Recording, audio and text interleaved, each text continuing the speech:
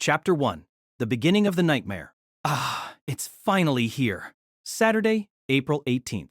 The package was delivered to my very ordinary wooden house. Suppressing my anticipation, I went to the entrance hall to retrieve the package.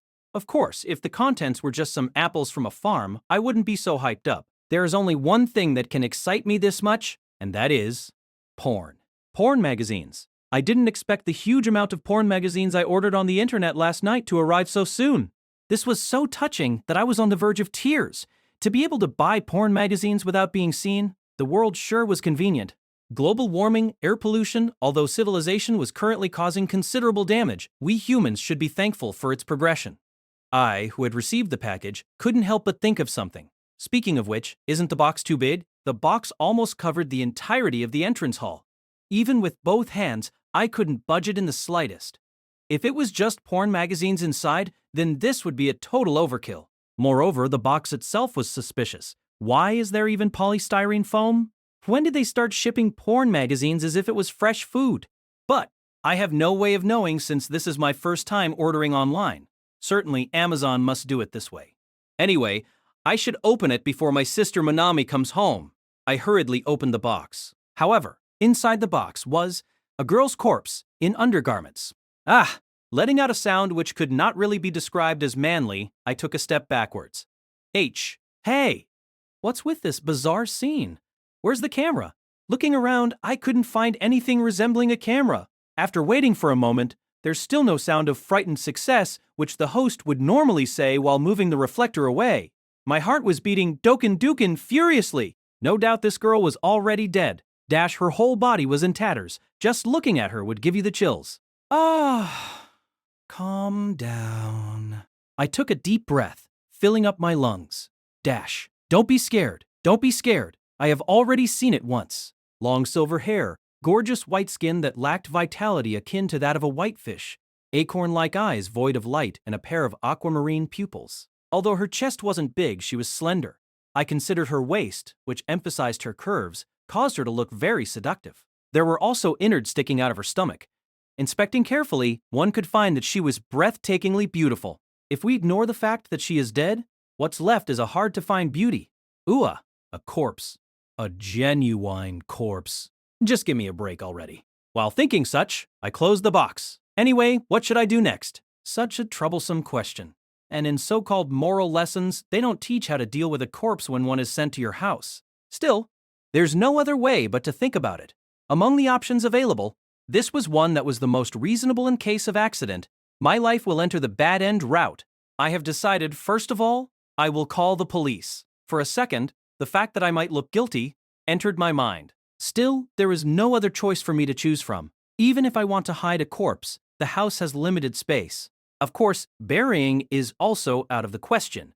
Just when I am about to turn around to grab the telephone, the corpse suddenly stood up, speechless. I was rooted in my place like when a snake is staring at a frog, and my teeth were chattering non-stop from fear. Impossible. This can't be real. Why can the body still move? This is like the often-seen zombie in a horror movie. Sorry for the sudden intrusion. You must be Kusumi Chiharu. Yeah? It spoke? Hey, this is my first time hearing that zombies can speak. Japan has the saying, the dead cannot speak, but now I think it should be erased from the index. Yes, and who might you be? Due to the other party being a zombie, he inadvertently used honorifics. As a matter of fact, I am just an ordinary high school boy. There's no way I would have a zombie as an acquaintances. Prime am Zonmi. Zonmi Mackenzie. I am your chosen partner. Pardon? Don't play dumb. You already know, don't you?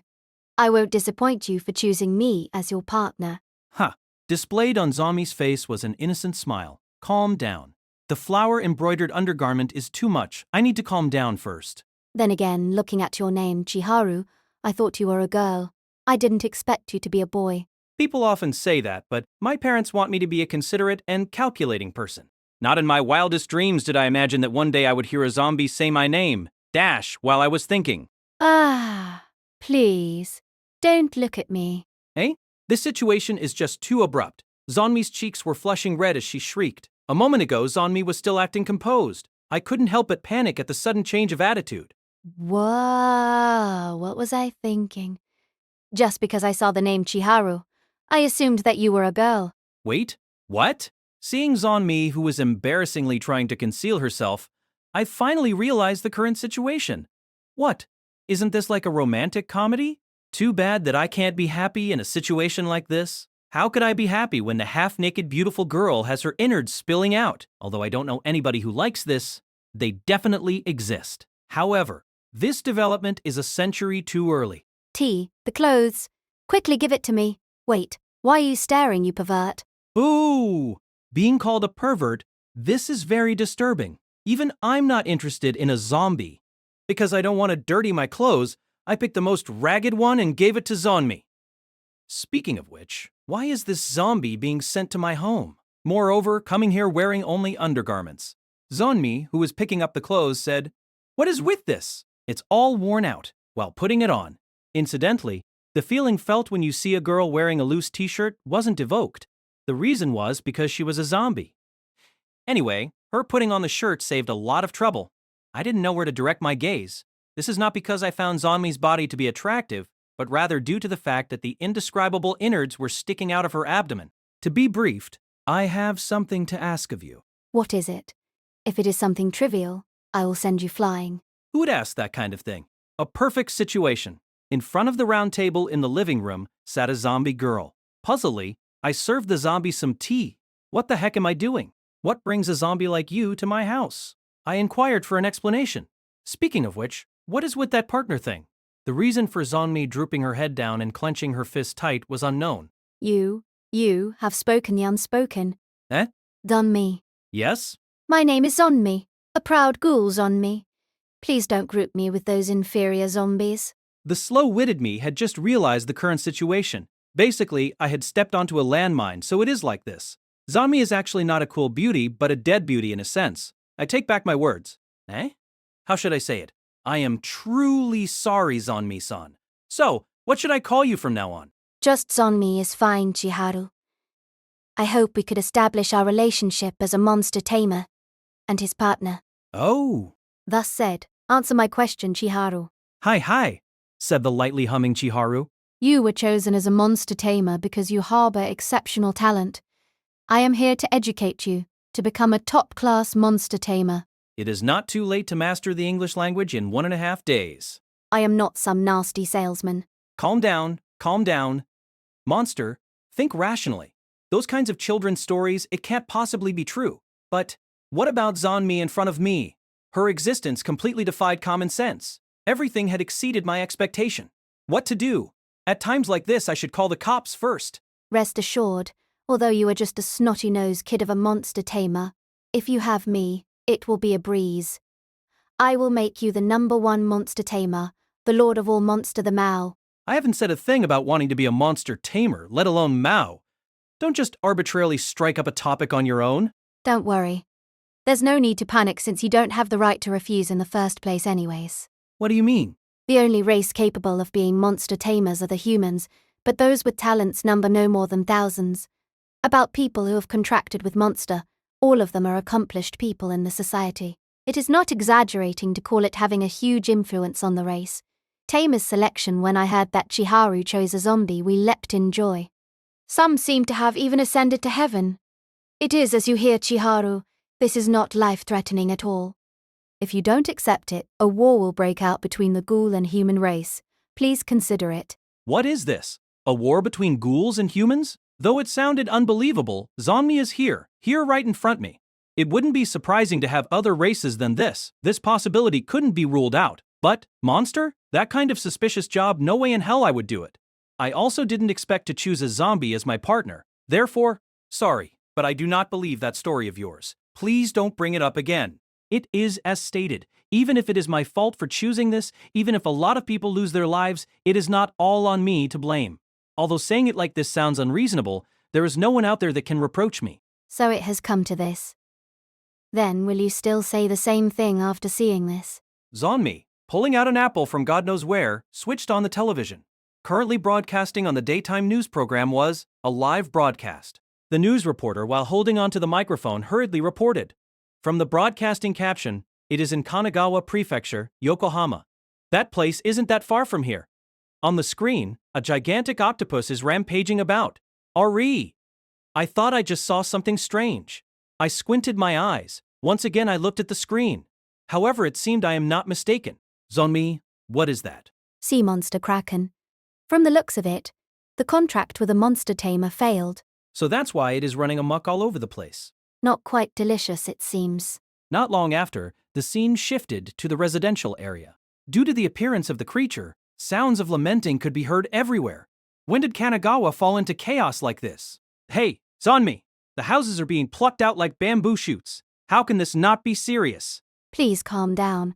This is such a magnificent runaway. Surely a high-ranking monster tamer has already been dispatched to deal with this. The scene shifted by a lot along with the reporter's scream. Skin resembling flames, horns towering over the horizon. Suddenly appearing out of nowhere, an ox-like creature holding a hatchet in its hand. The ox-like creature let out a monstrous roar, then lifting up the weapon over its head, flash, it chopped down on the octopus monster. The outcome had been decided. The axe let out an unpleasant sound as it went through the octopus's body. Soon the octopus turned into yellow-colored dust, dispersing into the air. Hey, what the heck is this? This had violated the law completely. Following that, after the ox-like creature finished its job, it disappeared without a trace. A sudden occurrence. What's left are only the crowd of people and messed up streets. It is as you witnessed. This is reality. In the future, these creatures will continue to appear, and the destruction that happened today will occur frequently. Switching off the television, Zonmi let out a low groan. Indeed, it will be troublesome if those mythical creatures continue to make their appearance. But this is not the time to consider those things. The question itself already poses a lot of doubts. Just the fact that this zombie girl arrived at my house already spelled trouble. Above all, thinking that today's monsters incident will be a normal occurrence. How I hope that this is just a dream. How I hope that this is all a lie. However, since it already happened, there is no choice but to accept it. To accept this kind of reality. Why is it so sudden? Zonmi too, and the monster on the television. The timing of their appearance is too perfect. The gate linking the netherworld and human world together. The abyss-gate. The gate has greatly weakened. The only ones who are capable of maintaining peace between humans and monsters are the monster tamers. Once again, he was reminded by this serious statement. Isn't this turn of event kinda not favorable? I will ask, just in case. How do I become a monster tamer? Firstly, you need to form a contract with me. Regarding this, some preparations are required. The ring should arrive at Chiharu's home soon. Speaking of which, this is like a rare item in Pokemon.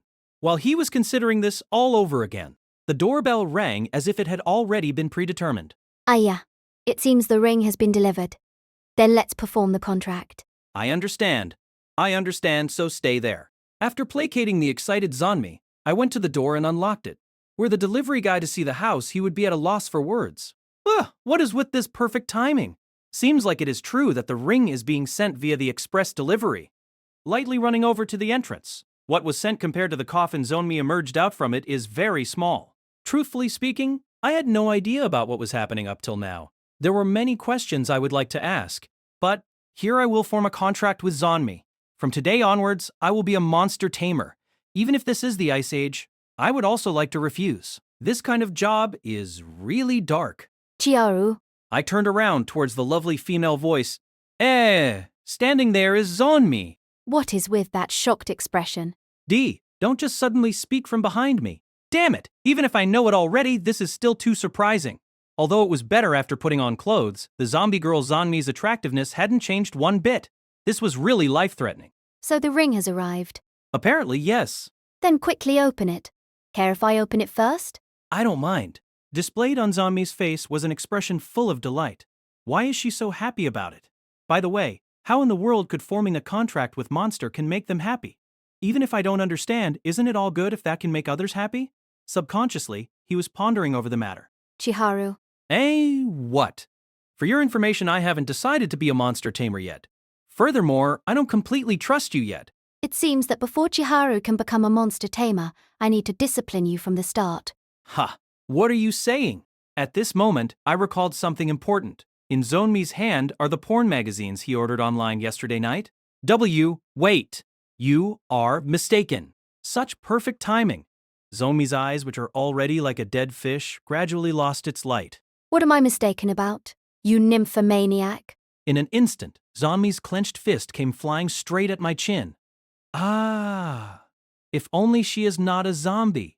If only she is not a zombie. I would be happy at this romantic comedy development. I thought as my consciousness gradually faded away. Ugh. When I opened my eyes, I discovered that I am being tied on the bed. Ah, One-chan. You're awake tilde. Nami. Correct. I am Oni-chan's personal commandant for it, Manami tilde. Oh, I am right on the mark. This daring speech like that of the Tokyo governors. My sister, Kusumi Manami. Glamorous long black hair. As her brother, I couldn't help but appreciate it as a piece of peerless artwork. Just only this one point. If the brother complex could be cured, it would be the perfect image of an ideal sister. Oh, right, Zanmi. Where is Zanmi? Suddenly, like an electrical typewriter, his hazy memory slowly continued to come back. Up until now, I should have been with the zombie girl, Zanmi. Zonmi? Oni-chan. Are you still sleepy? Hey! Besides, what is this Zonmi? A name? Ah, what a strange name tilde. Manami let out an innocent smile. Is it real or not? So it's just a dream. No wonder. It just feels too forced. Anyway, did you see today's news, Oni-chan? Eh? News? It's about the monster battle. There's an octopus, ox, and snake rampaging tilde. Octopus, ox, snake? What a combination. Apart from their origin, there are no commonalities at all. You will know once you turn on the television. Really? Really tilde. Haha, this is bad. It seems that it isn't a dream. Monsters do exist. It exists in reality. If it is like this, where did that zombie gone off to? How long have I slept, Manami? From when I came back home, 2 hours had already passed. In an interval of 2 hours, 2 more monsters had made their appearances. Damn it, what the hell? I don't get it at all. Then, how come Oni-chan is lying on the hallway sleeping? In addition, surrounded by porn magazines. Oh, it was shameful of me to be knocked unconscious. Suddenly, I sensed a threat and tried to jump off the bed. However, the crunching sound of metal obstructed me. Crap. I forgot my hands are tied to the bed. Even if I shift my position, my safety is not guaranteed. But it is too late to use force to break through now. Hehehe.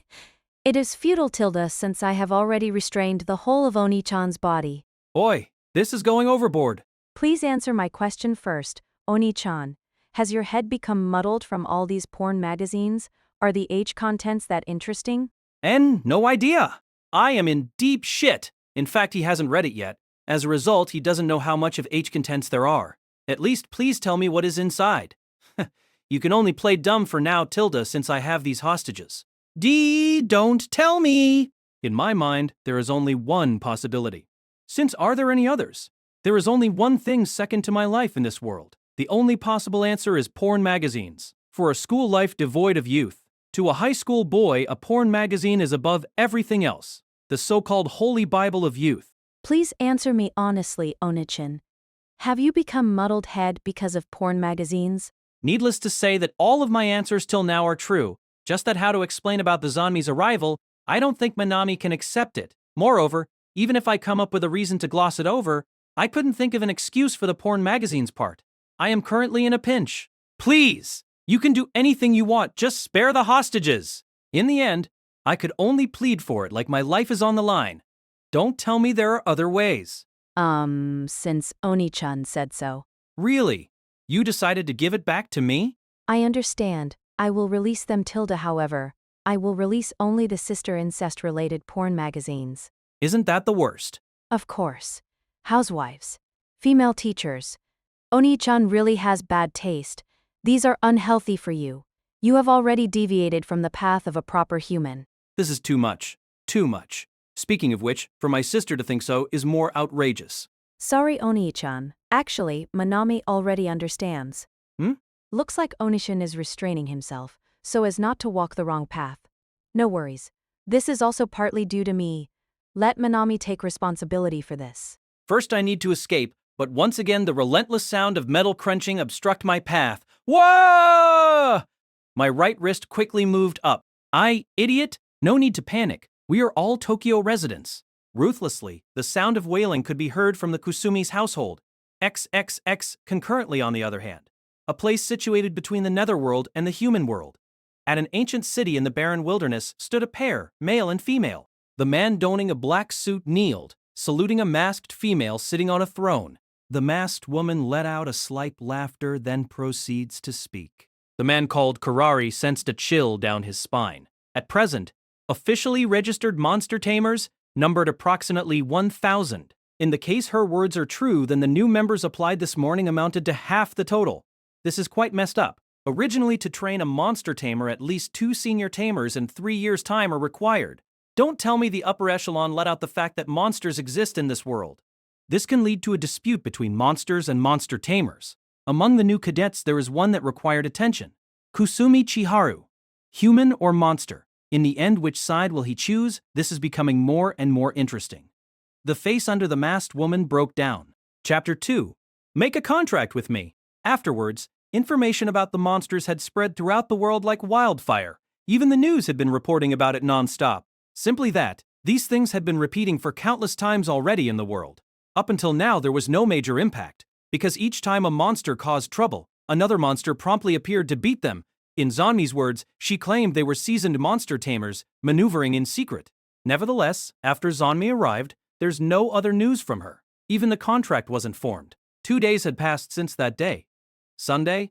There's still the obligation to go to school. Being a student sure is tiresome.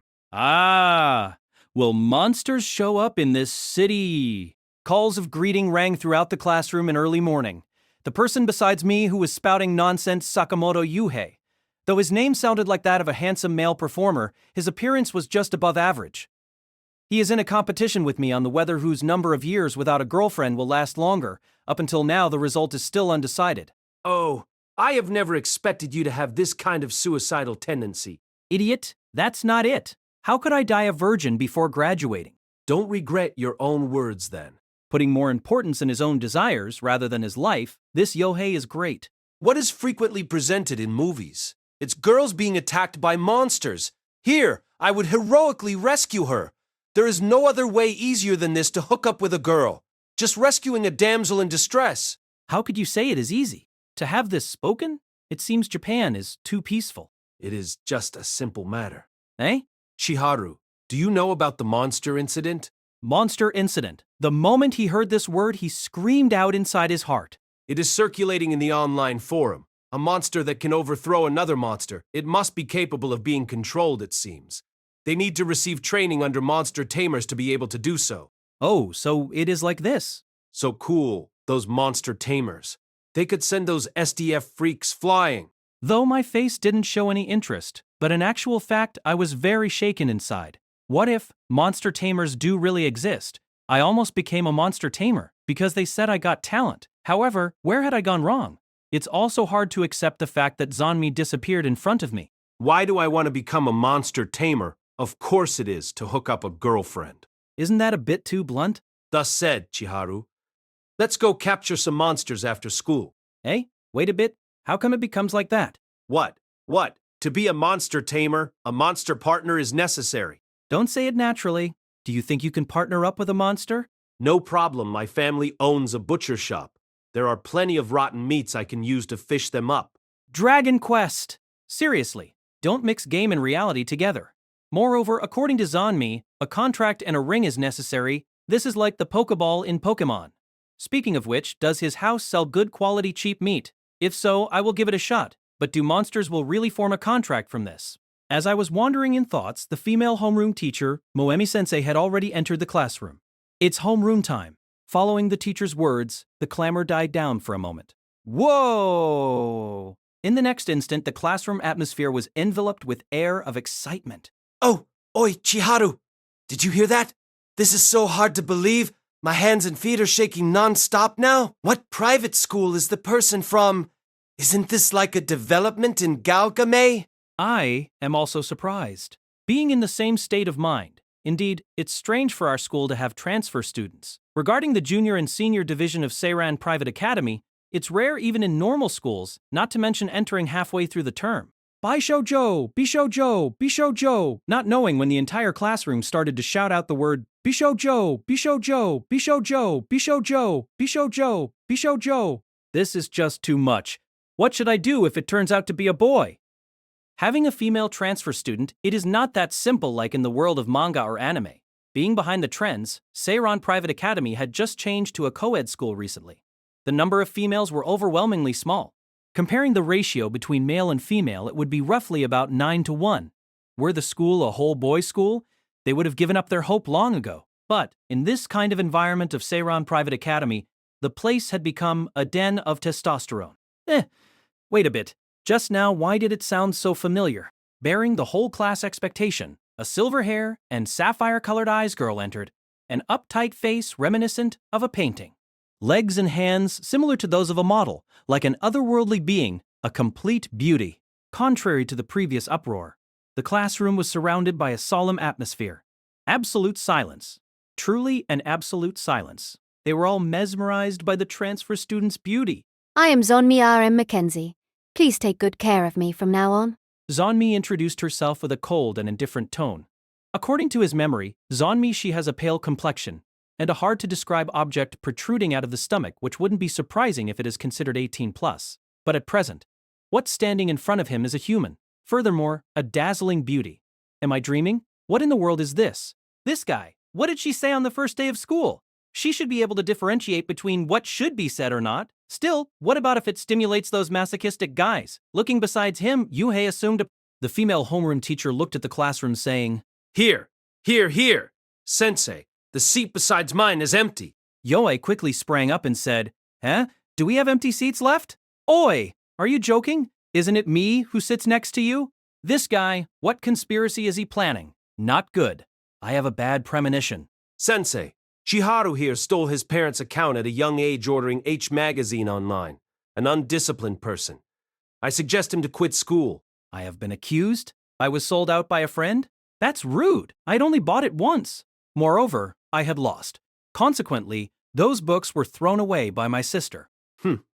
Even if it is true, Sensei Chiharu bought a porn magazine from nearby his house and did many unimaginable things in the toilet. He should definitely quit school. Why do I need to quit school just because of that? This kind of thing, every healthy male high school student should have experienced it at least once. Damn it, this scoundrel dared to sell out his friend. Truly doesn't have any worth as a friend. Yes, the empty seat besides Yohei has already been occupied. Isn't that me? A neighboring boy shouted out. Probably the teacher couldn't bear with the disturbance Yohei caused, although he doesn't quite understand, but it did save up a lot of troubles. Where have you been? There were a lot of questions he wanted to ask. He inquired her in an inaudible voice to the surroundings. Of course, to attend this school, I had done a lot of work in the background. Ha! So what is it for? Do you even need to ask? I had already stated it before. To train you into an excellent monster tamer. Wait. I don't get what you are trying to do. Only people who possess a strong will could wield large amount of magic. Therefore, I need to discipline your rotten body and mind thoroughly from step 1. I don't want to be called that by a rotten person like you. Aha, Chiharu, do you have a poor eyesight? In what way am I rotten? Re-examining once more. The face was still like that of a doll, the same as before. Looking at her body, it is the same as those uniform, well-developed bodies of foreign models, perfectly in contrast with the Seiran Private Academy's uniform. With her appearance, out of 100 people, all would say that she is a Bishoujo. What did you do to make your body look like that? With magic, changing your appearance to a human one is easy as pie. Henceforth, I will use this appearance to monitor Chiharu. Monitor, really you? Is there anything you are dissatisfied with? Of course. Besides, I have no intention of becoming a monster tamer. Why does she always ignore other people's opinions? Moreover, is the object from last time sent? Eh? It's the ring. Let's quickly forge the contract. Hey, it seems you are pretty insistent on forming the contract. Is there anything particular about it? Really, you really don't know anything, Chiharu. Zonmi impatiently answered. There are 2 benefits of a monster forming a contract with a monster tamer.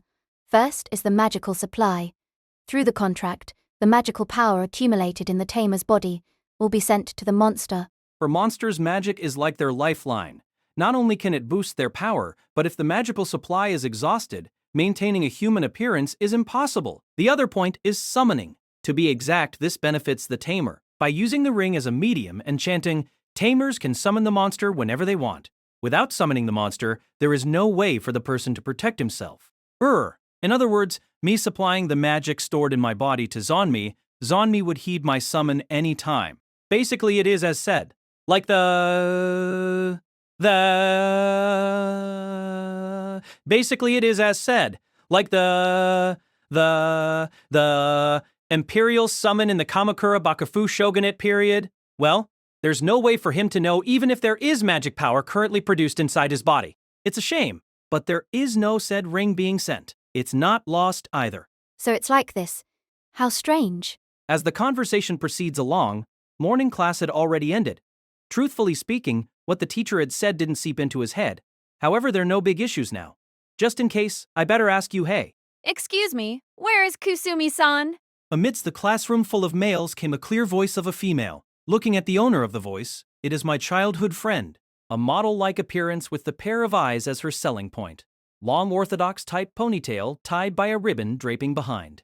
Combining with proper dressing, she exuded a grandiose atmosphere. A high-class lady, she would leave an impression even for people who saw her for the first time. Kurose Kyoko called out my name. She is known to be the best girl in school. The boys all suddenly perked up. The situation is similar to that of when a rabbit is thrown into the pen. Like a hell spider's silk. The number of female in Seiron Private Academy is sparse to begin with, and Kyoko's reputation is extremely high. For how widespread is her reputation inside the monthly magazine that is published privately in my school's sexual promiscuity? Noko-jan is really an angel. Was nominated for this year's Buzzword Award. Every week in the school, Keiko-chan's goods could be seen dealing everywhere in secret, all of a high price. Though I don't know how it has come to this, but if there are used tissues or tights, with DNA verification, rumors say that the price will rise up to several 10,000 yen. I, for one, don't understand why people need to fuss over such things. Again, this is the special circumstances of this school. The classmates were directing their bloodshot eyes filled with killing intent at me. Wait a moment. I haven't done anything, have I? Zonmi, come with me for a sec. Chiharu, did you even listen to what I just said? I said I'm going to monitor Chiharu 24/7. Zonmi cast over a sight full of enmity. Oi, you don't plan on following me into the bath and toilet, do you? I ridiculed in my heart. Zonmi-san! I have fallen head over heels for you at first sight. Please go out with me. Zonmi was surrounded by a group of men. These guys really have no integrity whatsoever. Seiron Private Academy, always ranked first in the most unwanted boyfriend list of a nearby private girls' school. Wait, Chiharu? Ignoring Zonmi's pleading gaze, I ran towards Kyoko. Sorry, Zonmi. I will be back soon. Too slow. You sure got guts to have me wait here for so long. When did Haru-jan become so daring? Who do you think you are? Though he almost got used to it, but how talented a person does she think she is to say so? That line, I would really love to say it back to you. So what now? It is really rare for you to call out to me. My status as a childhood friend with Kyoko is far too different from your typical gal game setting. The days when we had a good relationship was limited only to elementary school. After becoming a junior high school student, eating lunch together, playing together, those sort of things were gradually gone. Even if our relationship at present is those of a friend, we didn't interfere with each other's daily life. It's rare for me to call out to you like this. Don't you have any problems adopting that kind of attitude? No problem at all. Could you forgive me this time? Okay, I forgive you. I lightly poked Kyoko's proud forehead. Ooh-ah! A low sound of lamenting was issued. She then glared furiously, over here. Oh, your sense of humor is really primary school kid level. Kyoko mumbled to herself. It was undeniable, though. So what is it? There are people waiting for me, so could you briefly say it out? That, today I have something important to discuss. I couldn't help but feel bewildered at Kyoko, who bowed her hand, then left. What is with you? Got a period? Humph! Ooh! Due to the wind, the skirt gently floated up. Like a herbivore, her slender legs smashed onto my head. A clean hit. That hurt. Thought you forgot to bring sanitary towel and the likes. If I say I want it, will you give it to me? Why do you carry those kind of things around, you pervert? Of course I don't have them. I can't say for sure I have tampons or not. That's even more gross. Kyoko did a beautiful comeback. From her retort just now, it seems she is quite experienced in this. Then, you came to see me just for this? So stupid. I will go back. It's not this, of course. Give me a moment. As he was turning back to leave, his sleeve was tugged. Please. Today I have something important to discuss with you. Oi, so what is it? This isn't like you. A beautiful and talented woman. Self-conceited. These proverbs perfectly fit her. Today she was strange somehow. It's like getting the heroine to have a max favorable impression of you. Did she eat something weird? Yes? My childhood friend who was tugging at my sleeve along with looking up at me? I couldn't help but skip a beat at this. Whoa, whoa, whoa, whoa, what do you want? Please. It's of the utmost secrecy, so I don't want other people overhearing it. She said it is a secret. Looking at my childhood friend whose cheeks were flushed red, I finally noticed. This girl is in love with me. Saying she wanted to go to a place void of people, no matter which era it is, it must be inside the gymnasium. Although there will be a lot of people gathering here at lunchtime, but luckily it is quiet in the morning. I am sorry for calling you out. I am more evil than I thought. What Calco wants to say, it's clear as day. Though I already guessed what it is, I still asked about it. I am really a terrible person. Maybe I got a natural disposition for making girls cry. I am such a natural philanderer. I think Haru already knew about it. I want to form a contract with Chiharu. Yeah? Wait, did I just hear something familiar? I think Haru already knew about it. Truth be told, I am a Nephilim. What? Well, haven't you heard? From the number of the International Monster Association. When I knew Haru chose me as your partner, although it's not what I had expected, I am really glad. Afterwards, I think that if it is Haru, then it would be really great. Kyoko, with her blushing face, was fidgeting all over. In the meantime, I racked my brain assessing the current situation. The International Monster Association? Where have I heard that suspicious term before? If Kyoko is really a Nephilim, then she is the same as Zanmi, a monster that has the ability to shapeshift as a human. How can that be possible? Kyoko had led a normal human life up till now. I have always felt a base for being a monster. I detest myself for not being a human. Nevertheless, after I heard that Haru had been chosen as a monster tamer, a dramatic change occurred to my thoughts. I subconsciously thought, that isn't this fate? Haru is the tamer and I am your partner. No problem. Everything will be fine as long as there is me. We will make the strongest combination ever. Kyoko was speaking non-stop like a running faucet, causing me to have a headache. Wait a bit. Do you have any proof to show that you are a monster? If you mean transforming, then I can show you my true form. What came off from my childhood friend's mouth was the complete opposite of what I thought. This is like a line from the final boss in an RPG game. This is beyond my wildest imagination.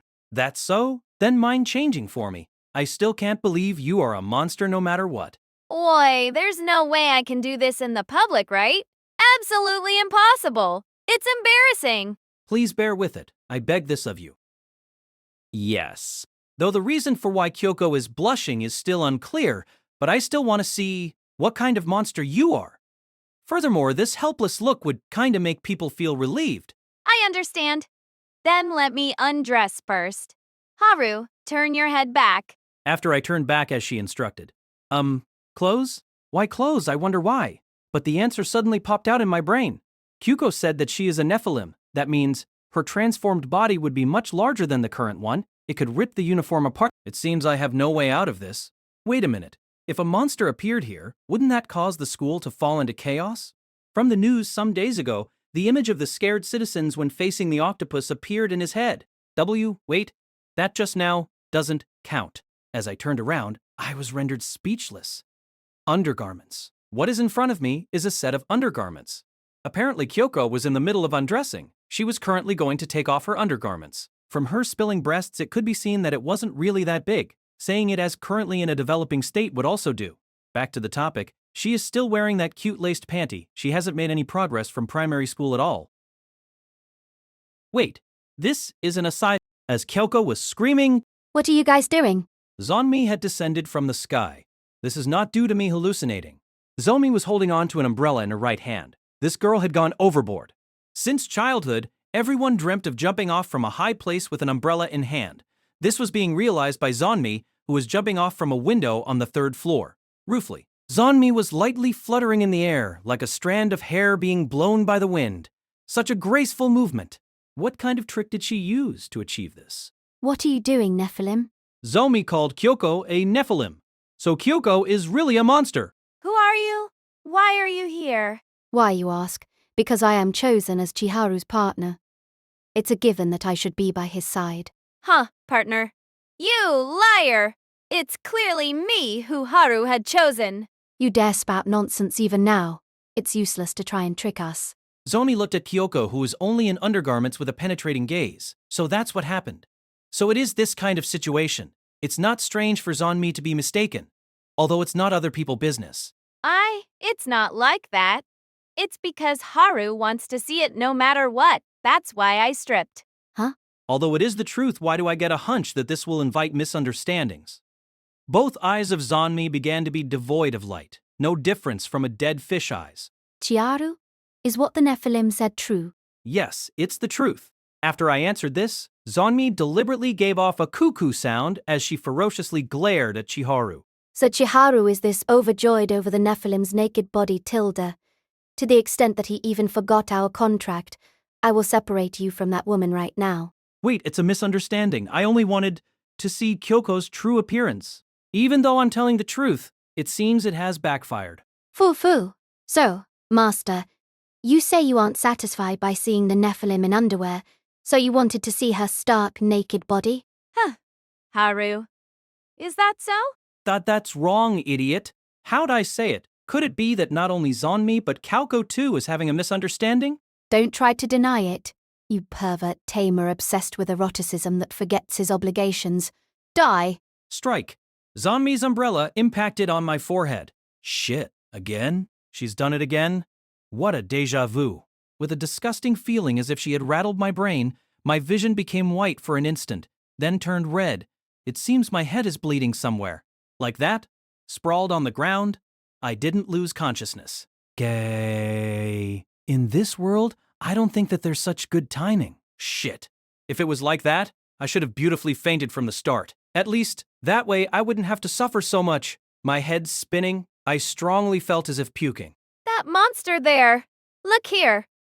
If you look, we may resolve the misunderstanding. You're still going on with that? Chiharu couldn't have chosen no one but us ghouls. Kyoko, who unnoticed had put on back her uniform, was carrying, for some reason, some documents in her hand. Ingne! Zonmi, after rudely grabbing them and taking a look, she soon began to tremble. As I was crawling on the floor, Zonmi swung down her umbrella into my skull. Thanks, I can die at least.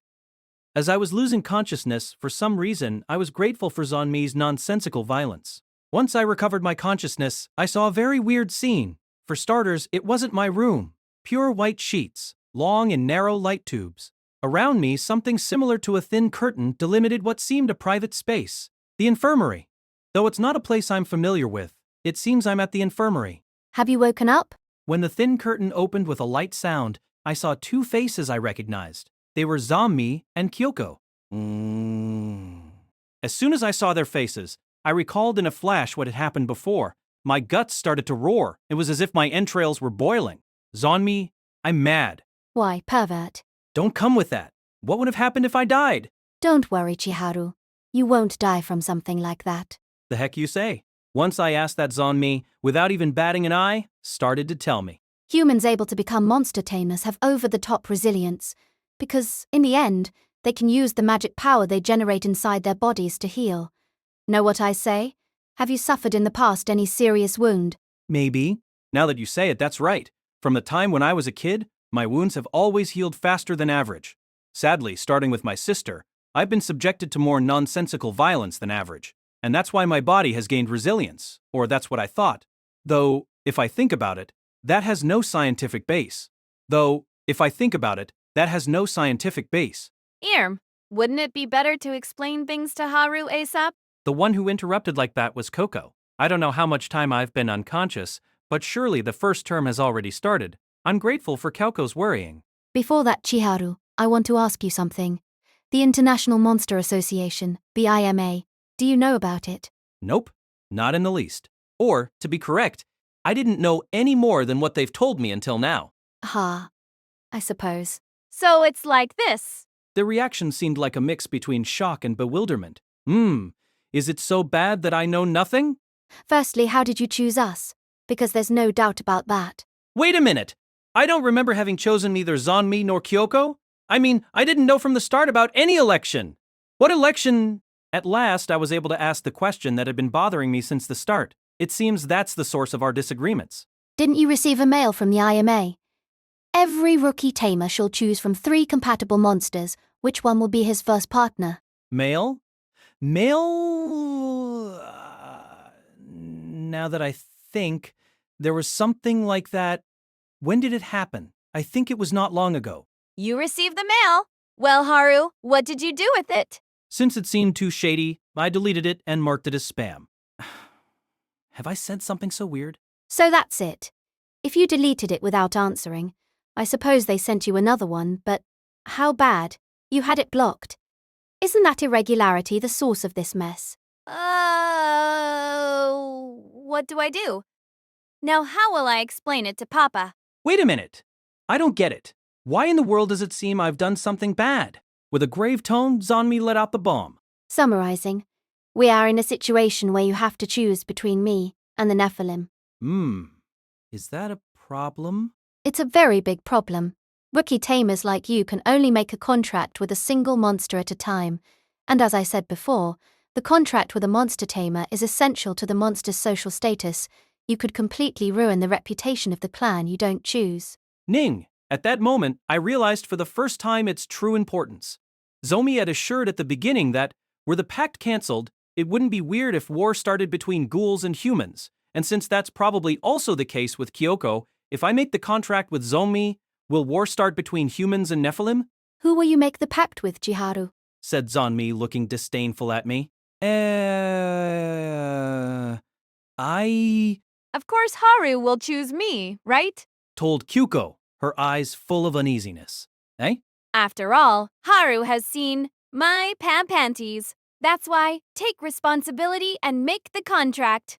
No, I find the reasoning a bit weird. Surely it's something nice to see. When I glanced at Zanmi looking for help, for some reason, she was pouting. If it's like that, I have preference with the contract. Since Chiharu has seen my innards, take responsibility. That exceeds my comprehension ability. Innards and panties. Which one is more embarrassing to be seen? Foo, calm down. Let's cool my head. No matter how much I think about it, I can't find a comparison standard. Chiharu, you alive? A joyful voice like that of a young performer was heard.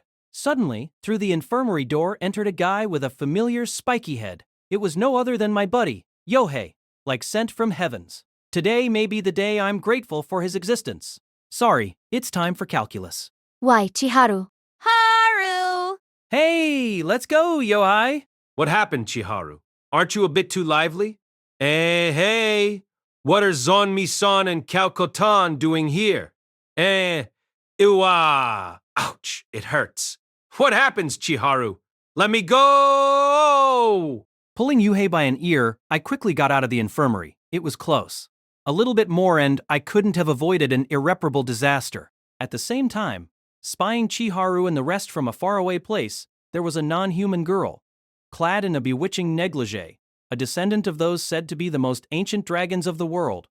Lying face down on the bed, she was looking at a lapis lazuli-colored crystal ball. It's said that red dragons had the curious trait of gathering treasures from all ages and places, and sleep laying above them. Because of that, over her bed there were spread treasures equal to the yearly revenue of a small country, taken from her outings. Of course, the crystal ball she was staring into was also an invaluable treasure. The crystal ball could reflect things as if it was a mirror. That is a Mazutuma selected as that for me. Reflected on the ball, a young male high school student dressed in cheap clothes could be seen. The level of the monsters a tamer can handle depends on their ability. In other words, the might of the monsters he has at his charge is proof of the greatness of the tamer. So, maybe that I have underestimated him. Though she showed a self-torturing smile, in her heart she thought it would be convenient, since a tamer without knowledge or experience will be easier to control for the monster. Kusumi Chiharu, is that? I'll use him as much as I am able. This night, the repayment of the blood will start. In her dim room, the girl let out an eerie smile. Chapter 3. The Assigned Mission. The ghoul that was suddenly delivered to my house, Zonmira Mackenzie, the one that suddenly confessed to being a Nephilim, Kurose Kyoko. Being currently trapped between the two of them, I was in a very dangerous position. It was no joke, though. It's not like I could tell how serious it was. If I found a green mushroom lying around, I'd pick it up and eat it. It seems like my previous fleeing had somehow offended her. Who tilde M? I should do something about this. Nonetheless, this problem was already not something I could solve by myself. Surely, besides the fact that the conversation steadily grew out of proportion like that, the information was very scarce from the start. I took a deep sigh. Then, I remembered the conversation we had right before at the infirmary. International Monster Association. Quite a suspicious organization, but it piqued my interest. Giving it careful thought, that was the source of it all. It seems they are pulling the strings. Maybe there I can find some kind of solution. A ray of hope from the heavens. I immediately looked for it, cell in hand. When in trouble, ask Google Sensei. Results, 12,400 hits. It was faster than I thought. It seems that the International Monster Association, in short, IMA, doesn't have a single head office, but instead they have set up a number of branch offices. Frankly, though I wondered if it was good to have all this information so easily accessible, I was thankful nevertheless. After looking for the nearest branch office, I saved the address on my cell's memory. It seems that the place was in the area. Good. With this, it'll be okay. What's with it's okay? Of course, this voice belonged to Zone Me. The umbrella she carried was sparkling. With the point dripping red, I wonder whose blood it is. I think this is not good, too. I pondered about some things. A plan to overcome this situation. Ho ho! You will finally make a contract with me, won't you? How did you arrive to that conclusion? Nobody said so. No matter how many times you repeat it, I don't plan on getting such a shady job like monster tamer. Rather than that kind of job, I'd even wash corpses part-time. Or, how should I tell you? Why are you carrying an umbrella, even if it's not raining? I'd been trying to ask it since a while ago. The water blue umbrella in Zanmi's hand. It doesn't matter how you look at it. It's not one you could buy at a convenience store for 500 yen. Is this what you call made on order? It doesn't matter from where she brought it. In any case, it's surely pretty expensive. What a foolish question. We ghouls are weak against sunlight, any light-based attack. This is a necessary tool to protect ourselves. In order to avoid saying sunlight, she corrected herself like that. Then, when you face one of those light-based attacks, what'll happen? When the corruption advances too much, our life is in danger. For the same reason, heat is also a hazard. The season known in the human world as summer sends to hospital 100,000 ghouls each year. How should I put it? There are 100,000 ghouls. That's a scene I don't want to picture. Ah! Could that be the reason why Zanmi, in the beginning, came to my house in only her underwear? What are you saying so suddenly? Wasn't that to reduce the body heat? Yes? Isn't that obvious? Tilde. So, that was it, like I thought. This solves another mystery. Seems like that cleared all the doubts in my mind. Even ghouls have their problems. Surely, if they are confined in an airtight space for long periods of time, their body temperature would probably end up rising. By the way, I'd like to ask you something as reference. Until now, what did you think was the reason? Who told him absolute? I thought it was simply your hobby. Gah! I received a strong hit on my shin with the aforementioned umbrella. A soothing, nice sound resounded through the classroom. Ouch! Why, you idiot, Chiharu. I got hit too. Though I had the feeling that I could hear my buddy's moans from behind, I'd like to think it's the air. Wouldn't it hurt if it wasn't really a joke? A lot of things happened, and the end of classes drew near. It was heartbreaking. I didn't know if mayhem would break before reaching there. And in addition to that, I was currently trapped in a real game of tag with two monsters that faced me each time with a, "Let's make a contract." Once the lesson ended, I rushed to the toilet even though I didn't have the need. At noon break, the lunch I ate while sitting on a toilet had a strong smell of ammonia. This kind of moving endeavor, if I don't stop that trouble by today, will end up being the norm. That's why, with the signal of the end of classes because of the aforementioned, I rushed out at full power. Ah! Hey, Chiharu! Why are you fleeing, you coward? Oi, Chiharu. You promised to come with me to catch monsters after classes. However, I didn't look back. I had the feeling that I shouldn't look back. Let's follow what my father told me. Let's head once and for all to the International Monster Association. Though it'll be good if I find some kind of valuable information. The timely end of the noon break plus the full speed I came with till here equals not a soul around. I was careful that Zanmi and Kyoko didn't chase me. I ended up quickly leaving the school. I hurriedly finished changing into my outdoor shoes by kicking the ground. Then, as I approached the school gate, I was struck by a heavily uncomfortable feeling. There were trucks piled like bricks. I blinked once. I rubbed my eyes. It can't be. Recently, my eyes must be playing tricks to me. It seems that somehow or other, the scene I'm seeing right now is not a hallucination. The countless piled trucks were packed right before the gate, as if someone intentionally put them there to obstruct the exit. What a nonsensical view. Haru. I looked at the source of the voice. It came from far above, from the top of the piled trucks. There, squatting slightly, was a slender girl, blown by the wind. Her ponytail swayed right and left. Kyoko. I couldn't do nothing but stood with my mouth shut. Unbelievable. Could this all be Coco's doing? Sorry, Haru. It's a dead end. Hey, this better be a prank. Is it because of the mood? This girl gives a different feeling than usual. The atmosphere froze from the tension. Haru is a bad kid. Since you won't make a contract with me, that's why you ran away. Wait a minute. What are you planning to do? The time, after school. Here and there were students going back home. It seemed that they would notice something strange going on. Though I think that Haru will somehow be somewhat fine. Please don't die. Perhaps since I can't go easy.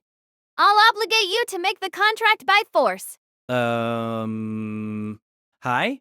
This is bad. Kurose Kyoko. Though it seems she has a reputation in the school of being an angel, right now her expression was, no matter how you look at it, that of a demon. She'll use any means to reach her goals. That's what her eyes were saying. Then, as if she had thought of something, Kyoko removed her bracelet from her wrist and threw it to the sky. I wonder what will happen. The bracelet changed in a flash into a rod. Isn't that her weapon of choice? That shape. Its design was like a mix of a spear and an axe. Perhaps it's what they call a halberd. I think Kyoko won't hesitate to thrust it from the top of the trucks. Secret technique. Moonsault. I had a hunch she muttered something like that. The truck revolved in midair. Something incredible revolved in midair. Though I don't think I know what to say, Kyoko, making use of her abnormal superhuman strength, as she started to make a piercing attack, she tossed with force the truck she was standing on. Describing a beautiful arc, she turned in midair. She fell onto me like that. Along with a thunderous roar as if the earth was splitting, a cloud of dust danced in the air. Wah! I managed to narrowly dodge that. If my reaction was 1 second late, by now, I would have become as flat as her chest. Ah, Tilda. Why did you avoid it? Had it hit, you wouldn't have need to suffer. Hey, you must be joking. What ridiculous strength. What the heck? Didn't you want to make a contract until just now? Maybe it's Haru who doesn't understand anything. To monsters, what the meaning of the contract with a tamer is. If it continues like this and that ghoul girl fetches the contract, I'll act like this. That's right. Zonmi also said the same thing before. But because of that, is it good this contracting by force? Kyoko wielded the aforementioned truck. That's bad, her reach is too long. I don't think I can avoid being hit, and if I try to stop the attack, both my arms will end up totally smashed. Like that, I had a single option left.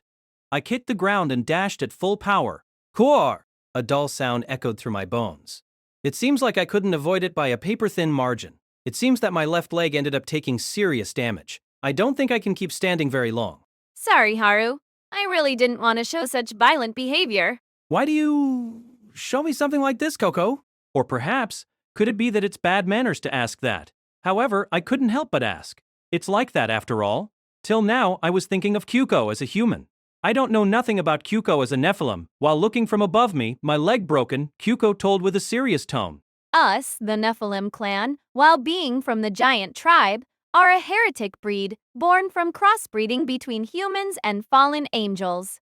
In other words, we are incomplete beings that don't belong to either of the two. Though our ancestors originally barely subsisted in a corner of the netherworld, that became a good pretext.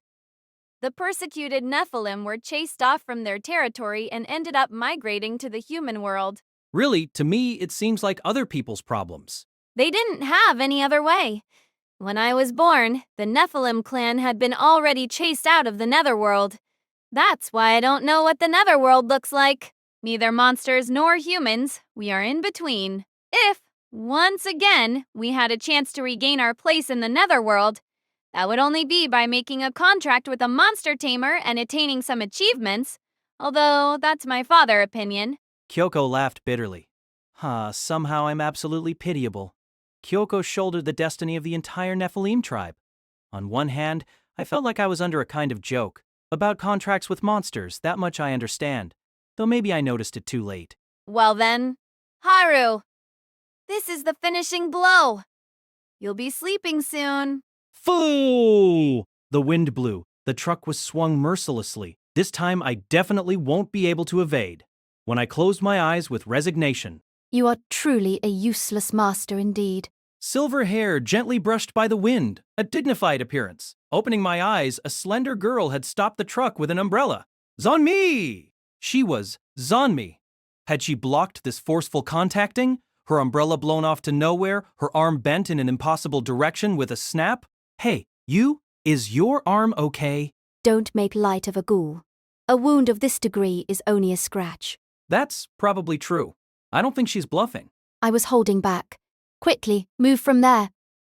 Or do you have a plan? Ah, I nodded. What she said back then, I was reminded of it. I ran at full speed. Luckily, it seems like my injured left leg has recovered considerably. Really, I'm grateful of the seemingly magical constitution of my body. Haru, don't escape. She swung the truck downwards, however, this time I wasn't that scared. I felt an inexplicable calmness. Moving as nimbly as a cat, Zonmi blocked the descending truck with her body. Thank you. It's nothing, you don't have to thank me. If you want to repay me, do it with actions. I looked at Zonmi, whose skull had sunk. Let's keep a secret what those bits that could be seen were. I sprinted towards the gate, looking carefully at the crudely piled up trucks. There is a gap I could pass through by bending myself a little. Praying that it wouldn't crumble, I quickly passed through the trucks. It seems like I won't go home empty-handed. As I sensed a heavy pressure, I headed to the station as fast as I could. Though I was curious about the course of Zonmi and Kauko's battle, nothing good would come for me. International Monster Association. Though that's quite a suspicious name it has, I couldn't help but feel that it had the key to the problem. I was running with a speed that wouldn't lose even to that of Melos when he wanted to save Solintius. I boarded a train that arrived with good timing.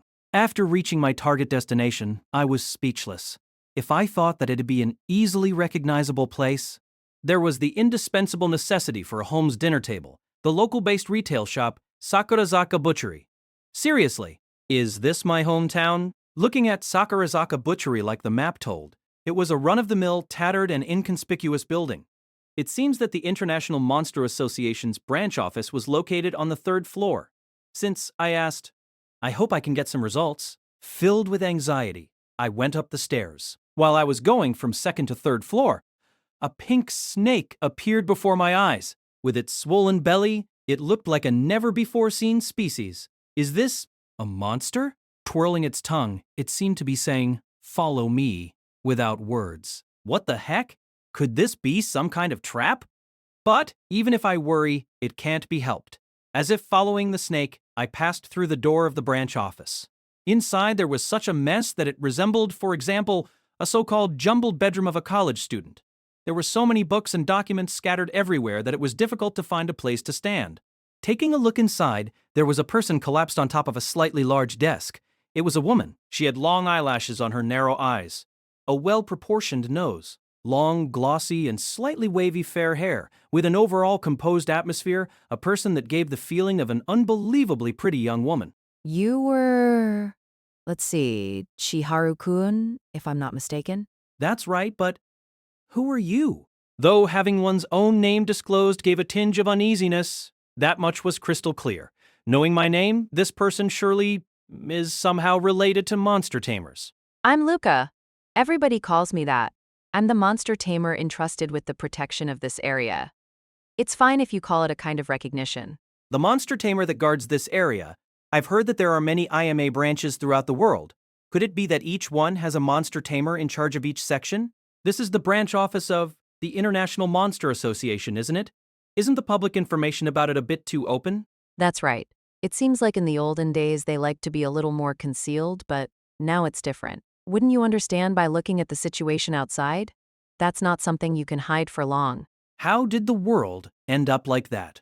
That's what we want to know, Chiharu-kun. Before long, the world will approach an unprecedented crisis. That's why this time we assumed the risk of recruiting a large number of monster tamers. We expect your participation. Softening the traffic through the abyss gate that connects the netherworld and the human world. Is that the extent of the risk we must assume? Then, did you want to ask only that? No. I came here today to ask something. Fu. What do you mean? I told her the whole story, my election as a monster tamer, being stuck in the middle of a conflict between the Ghoul and Nephilim clans, the scattering sparks of the confrontation those two had just a while ago. This person must be consulted about things like this a lot. However, only a little. If there was something that piqued my attention was the manner in which, in the middle of my speech, Luka-san contained her laughter. I wasn't saying anything funny. Yeah, I more or less understand. Chiharu-kun is still a child. I'm a child? Yeah, a child. Specifically, the kind of child that eats his hamburger with ketchup. What's with that evaluation standard? Adults eat plain or chimpanzee. What? I didn't know. I was worried to be told that my common sense didn't resemble the common sense of the world. Then, in the end, which monster do you choose? Which one, would it be a problem if I don't choose? Yeah, I'd say a big one. You are seriously a good for nothing. Those words hurt deeply, as if they were arrows. How do I say it? Luka-san is someone with a mysterious atmosphere. Well, why don't you try to change your way of thinking? Which one would you like as a girlfriend? What's with that kind of twist? We're not making any progress.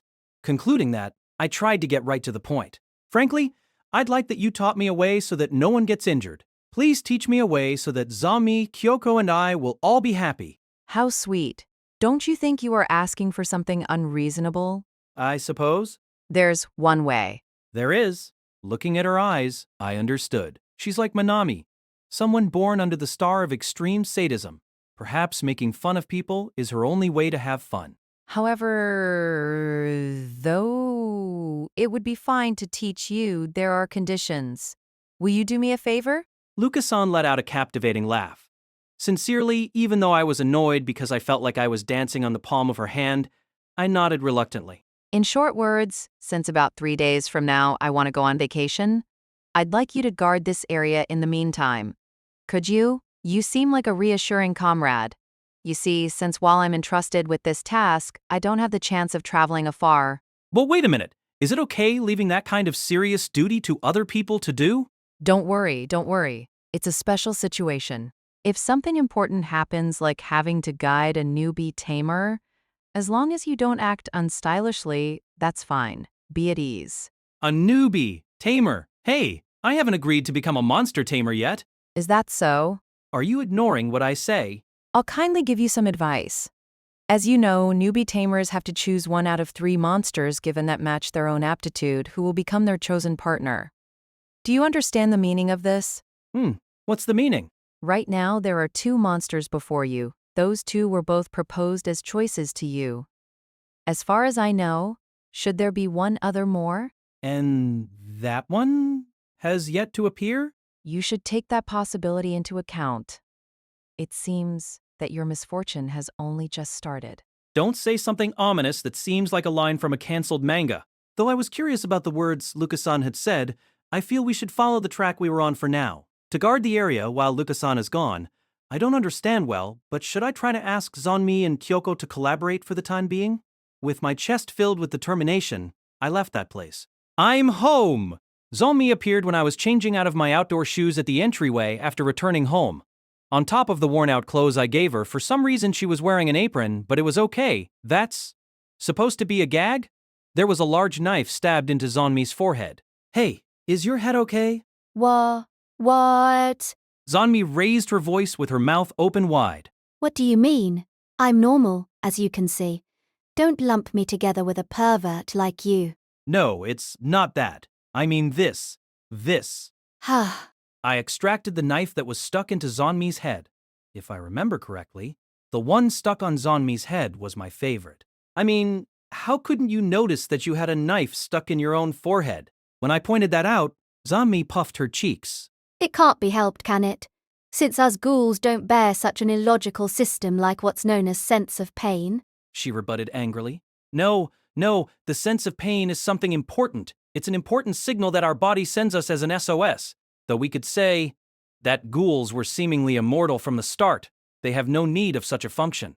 Well, who was the one who did such a horrible thing? Surely that must not be self-inflicted. While I had a hunch about who was the culprit, I had to at least ask. It was Chiharu's little sister. I don't know why, but she suddenly stabbed me. As expected. Frightening. Had Zonmi not been a ghoul, what did she plan to do? Phew! I had been on the verge of shouldering a crime that would have haunted me my whole life. Well, I still have many questions. Yes, like? After that, how did you end your battle with Kyoko? Though I'm worried by my sister's insurgents, that comes first. I couldn't see any big injuries on Zomi's body, with the exception of her forehead, and since she has returned to my home, does that mean she had won? I have no excuse. I managed to corner her, but in the end, she managed to slip out at the last second. Is that so? More than enough. That Kyoko that boasted such a superhuman strength as being able to wield a truck with one hand managed to slip out? Zomi's true ability is probably more than I expected, though. For some reason, I could hear my sister shrieking. Hey, Zonmi. By the way, what did you do with Manami? If you mean your sister, didn't I restrain her with ropes so she didn't act violently? She calmly told me. What are you doing with other people's little sisters, you punk? When I was about to voice that, Manami appeared tied in a turtle shell bondage. Oh, Mandy said. She probably tried to mutter, Oni-chan, but I couldn't understand it due to the towel stuffed into her mouth. Even if I was curious of where Zonmi could have learned to tie a turtle shell bondage when there's no chance for that within a normal lifestyle, right now that didn't matter. Wait, I'll help you right now. Please, stop. Once you unbind her, what if she goes on a rampage again? To contain her brutishness, isn't it better to leave her like that? Is my sister some kind of beast? Come to think of it, the transfer student introduced herself like that on her first day. Zonmi truly hates humans. I thought about that while I removed the towel from her mouth. This situation, rather than your run-in-the-mill teasing, somehow I got the opposite feeling.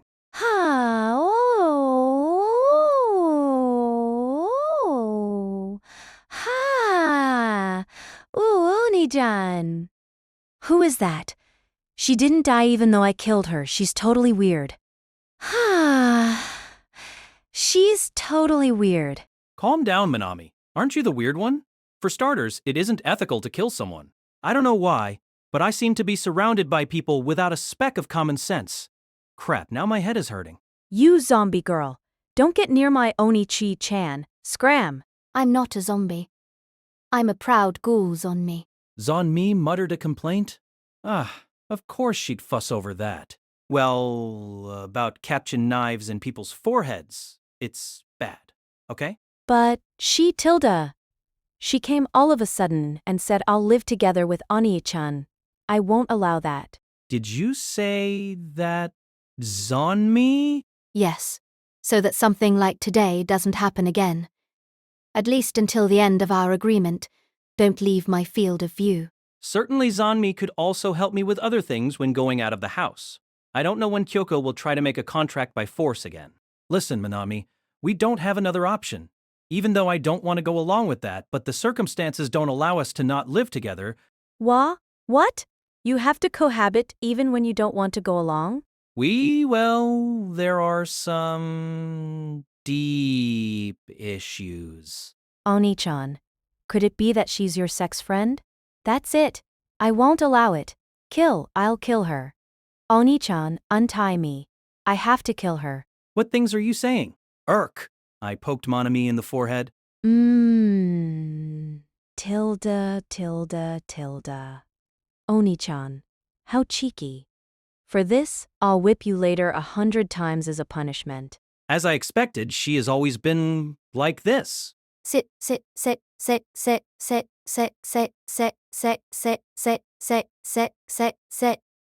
sex free. For some reason, Zonmi's face was as red as a tomato and muttering something under her breath. Hurry, untie me quickly. Oni-chan is being tricked by this demon. I must open your eyes. If I untie you, you shall listen to the circumstances. I unbound Manami's ropes. I'd wish that once I'm done no more troubles arise, but maybe that's wishful thinking. I was surprised that Zonmi made all of this without help. Something that was bothering me. It seems that Zonmi was wearing an apron earlier because she was preparing to make dinner. The sweet, oily aroma of the deep frying greatly aroused our appetite. Ooh, this is delicious. The outside was crispy while the inside was juicy. At the same time, a nice spicy flavor filled my mouth. Is that so? I learned how to make it to suit your tastes. Tilda. Oni-chan exaggerates. When he's in front of a beauty, he just makes a stupid grin. You glutton. If that's so, try to eat too. Showing her dissatisfaction, my sister threw the carrage into her mouth. How's it, delicious? It's really not a big deal. The food Oni-chan cooks is 100 times more delicious. Despite saying that, Manami moved the chopsticks with amazing speed. This fellow's not honest. Since we have no father, and Mom has been living overseas because of work forever, I was usually in charge of cooking. It wasn't my intention, but something inevitable. It's not like Manami couldn't cook. But if I let her, I don't know what she would mix with it. No, I'm not joking. That was surprising. Zonmi, you cook really well. Of course. That's because to us monsters, food is an indispensable source of magical power. So it's like that. It seems like magic replenishment works like normal nutrition. This miso soup in particular. It doesn't lose to the one I usually make, even though the ingredients are all the same. Huh? That miso soup alone was done by your sister. She stubbornly kept telling me, I'll make it. What the heck? I had a very unpleasant premonition. Sorry. I'll go throw this out the sink. Oni-chan, Mini. This time I didn't put anything weird. As if I would believe you. You have too many antecedents. Be sincere. Have you put anything dangerous in it? I really didn't put anything this time. Well, except for a handful of love. As I thought, I'm throwing it out. Ooh! Time out, Oni-chan.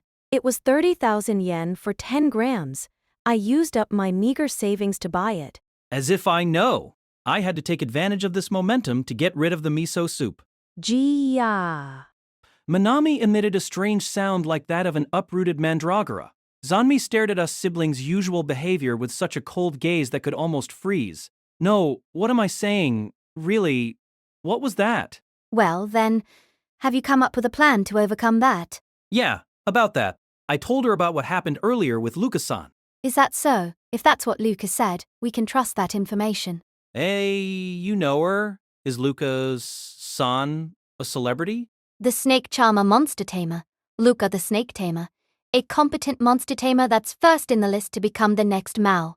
Having accomplished innumerable achievements, she's a charismatic celebrity even in the netherworld. I see. I thought she was someone with an extraordinary aura around her, but was she such an amazing person? To protect the area. Is it? Since in the first place, it's not like anything big will happen, the degree of difficulty of that mission should be very low. There shouldn't be any big incidents in this area. That's why we shan't be negligent. For that, from tomorrow onwards, we have to successfully guard this area. Hey, but school! It ended half destroyed during my battle with the Nephilim. It will be closed for a while. I take back what I said. Police, help! Something big has happened. My chest is filled with feelings of guilt. Incidentally, when I looked at Manami, with her lips pursed, she looked displeased for some reason. Hey, in other words, isn't that a date? Absolutely not. Why don't you listen to what people say? Liar! Even if you give this or that pretext, isn't that two people spending all day together? That's a date after all. Ha ha! What things you say, Manami. Hey, Zanmi, say something. Da-da, date. Dat. Zanmi was looking down, her cheeks dyed red for some reason. Hey, why didn't you deny it? See? Like I said, I definitely won't approve it. It's too early to go on a date with Oni-chan, how audacious. And what would you expect me to do? Spending all day sleeping at home? Even if I conceded and called it a date, I don't know why I would need approval from my sister. I will also go with you. It's only fair. Sorry, I don't understand. First, there's no benefit from your tagging along. There are benefits. Isn't that, at best, a punchline with something like a low-acidity shampoo? It's not. Or should I say, I have doubts of your sense of humor. While she threw me a scornful glance, Manami cleared her throat and continued. Oni-chan, wouldn't it be bad if you somehow ended up shopping for clothes or underwear with this zombie? Wah! The moment she heard Manami's words, Zanmi's body twitched. Now that you mention it, her clothes are indeed worn out. As expected, we should buy her new ones. Don't worry. I don't need them. These clothes are more than enough. Now that you mention it, it seems that somehow you were able to wear our school uniform? From where did you get that? That. I got it from Luca. She also helped me with the school admission. So it was like that. I had been wondering till now, but that cleared it. During the 2 days I hadn't seen Zonmi, she was at Lucasan's place. I mean, you zombie there. Do you have a change of underwear? You don't perhaps keep wearing the same, right? When Manami asked that with scornful eyes, Zonmi's body twitched like a golden fish out of water. Hey, could it be you? I didn't have another way. I couldn't ask anyone to buy me underwear. I simply kept wearing those I like. Hey, Chiharu, don't look at me with those eyes. This means tomorrow we 3 will end up going shopping. Of course, about guarding the area, however, I'm certain even a monk would be worried. XXX. Later, Zomi decided to take a bath, and meanwhile, I secretly slipped out of the house. My aim was, of course, to see how things were going on at Kyoko's side. Leaving behind a note that said, "I'm going to the convenience store," I went out. Right now, I could be easily attacked, but nevertheless, I couldn't simply leave it be. Even assuming that Kyuko is a monster, it didn't change the fact that she's my childhood friend. Walking by the street at night, after a short while I saw Kyuko's apartment. It was made of wood and you couldn't call it nice, even as flattery. When I was a kid, I often came here to play, but recently, I didn't have many chances to visit. Will she be fine? That girl? Don't worry. Even if she gives an impression of stern behavior, she's unexpectedly soft-hearted. Ah! While turning a corner on the road, I ran into a jersey-clad Kyoko. Kyo held a supermarket bag. At this hour, perhaps she aimed for the last-minute discount goods I know, since I often also do the same. Yo! Same as before, there was an awkward mood, but since it was this time, I loudly greeted her. What a surprise! You are a shocking idiot. You won't live long. Yes, I'm an idiot. Did you notice it at last? You idiot? Of course, it's not like I didn't feel uneasy, but right now, I shouldn't leave Coco, her eyes full of doubt, alone. That's why I made up my mind and broke the ice like that. I hadn't been to Coco's place since elementary school. It really has been 5 years. It hasn't changed in the slightest, your house. Stop it! It can't be helped if since the start we didn't have many things. Kyuko's room had only the necessary minimum furniture, living with a simplicity you wouldn't expect of a girl her age. At school, Kyoko gives a gorgeous impression. If those guys in class knew, they'd surely faint. Would you like something to drink? Cow piss, perhaps? No, I don't like the kelpis you serve here because it's watery. Silent kick. Barley tea, please. Okay. As we conversed like that, I was relieved. Good, Kyoko hasn't changed. At least it seems I don't have to worry being suddenly attacked. Unintentionally, I remember the times I came to this house to play in elementary school. When was it? Since playing with girls was embarrassing, my relation with Kyoko ended up straining. Also, could it be because of the deep memories this place held? As this house hadn't changed in the last 5 years, I felt a strange sense of security. A while later, Kyoko returned with cups on both hands. Say, don't you think I could attack you? Muttered Kyoko while lowering her back to the floor. Did you plan on attacking? Well, you've seen my battle with that ghoul. There's no reason for that kind of thing. Sorry, Haru, that time? Somehow, it ended like that. Is that so? That's good. Since I also want my first time to be with the girl I like. Plain dumb, Kyoko chuckled a little. Haru, please look behind for a moment. Why so sudden? It's fine. Being told that, I turned back. Let me see. I feel that recently things always develop like that, especially today. When I turned around after hearing a "now it's fine," I found Kyuko had removed her clothes. Wearing nothing but her underwear, Kyoko's upper body, though unconsciously trembling, gave a sense of earnestness as she said the following. I'll show you from now on my true form. Okay. As soon as she told that, black things clearly sprouted from Kyoko's back. Covered by thin hair, they became the shape of wings. It would be difficult to compare them with something of this world, but if you forced me to do it, they were closer to bat wings. They weren't things you could call lovely even as flattery. They were eerie wings that stirred up unpleasant and disturbing feelings. This is only a part. If you wish I can fully transform, want to see? No, that's okay. Better refrain from that. As what I'm seeing doesn't give a very pleasant feeling, if I see more than that, my head will probably hurt. Since about when? As a shadow covered her face, Kyoko muttered. I was aware I wasn't a human ever since I was born. I didn't learn it. It was harsh. Even while concealing my true self, I couldn't become close to anyone. Why didn't you tell me until now? I couldn't. This form, is revolting, right? I couldn't either deny or confirm it. While one must be able to solve his own problems, I couldn't make an instantaneous decision. While it may seem a trifling matter to other people, I often pondered about what kind of person I was, always wondering for what reason I was born. But, recently, at last, I had a chance to make good use of this power. That was when I knew Haru had been chosen as a monster tamer. I was glad. If I could display my power for the sake of someone close to me, I thought wouldn't it be a happy thing in the end? Really? So she was thinking about those kind of things. But it's too late. It may be too late. Today, when I gathered my strength and decided to open my heart, there was already another girl beside Haru. I was scared. I felt she had stolen the place I'd just found. That's why I made a fool of myself. Why did it end up like this? In addition to this creepy things, I made myself be hated. Kyuko looked downwards, droplets dripping from her eyes. Now that I think, Kyuko has always been like this. Really, who was it that she got this bad habit from, pretending to be tough with a composed face?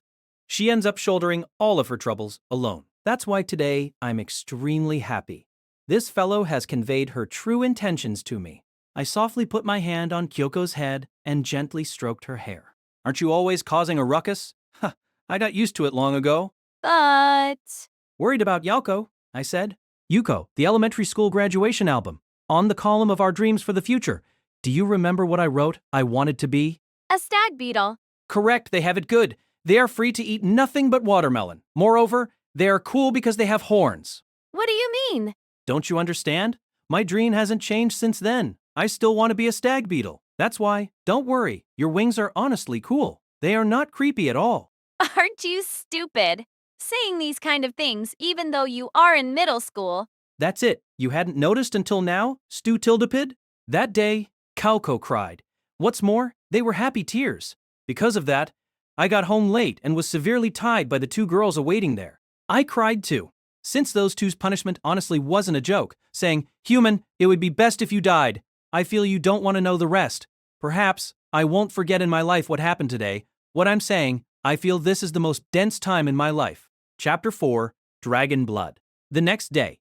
We are visiting the shopping mall in front of the station. We are aiming for the famous underwear shop that carried everything from striped panties to string panties, jewelry, lingerie. I sincerely wondered what was with that naming sense. This large-scale shopping mall that opened recently in front of the station had become the main dating spot of the area among young people.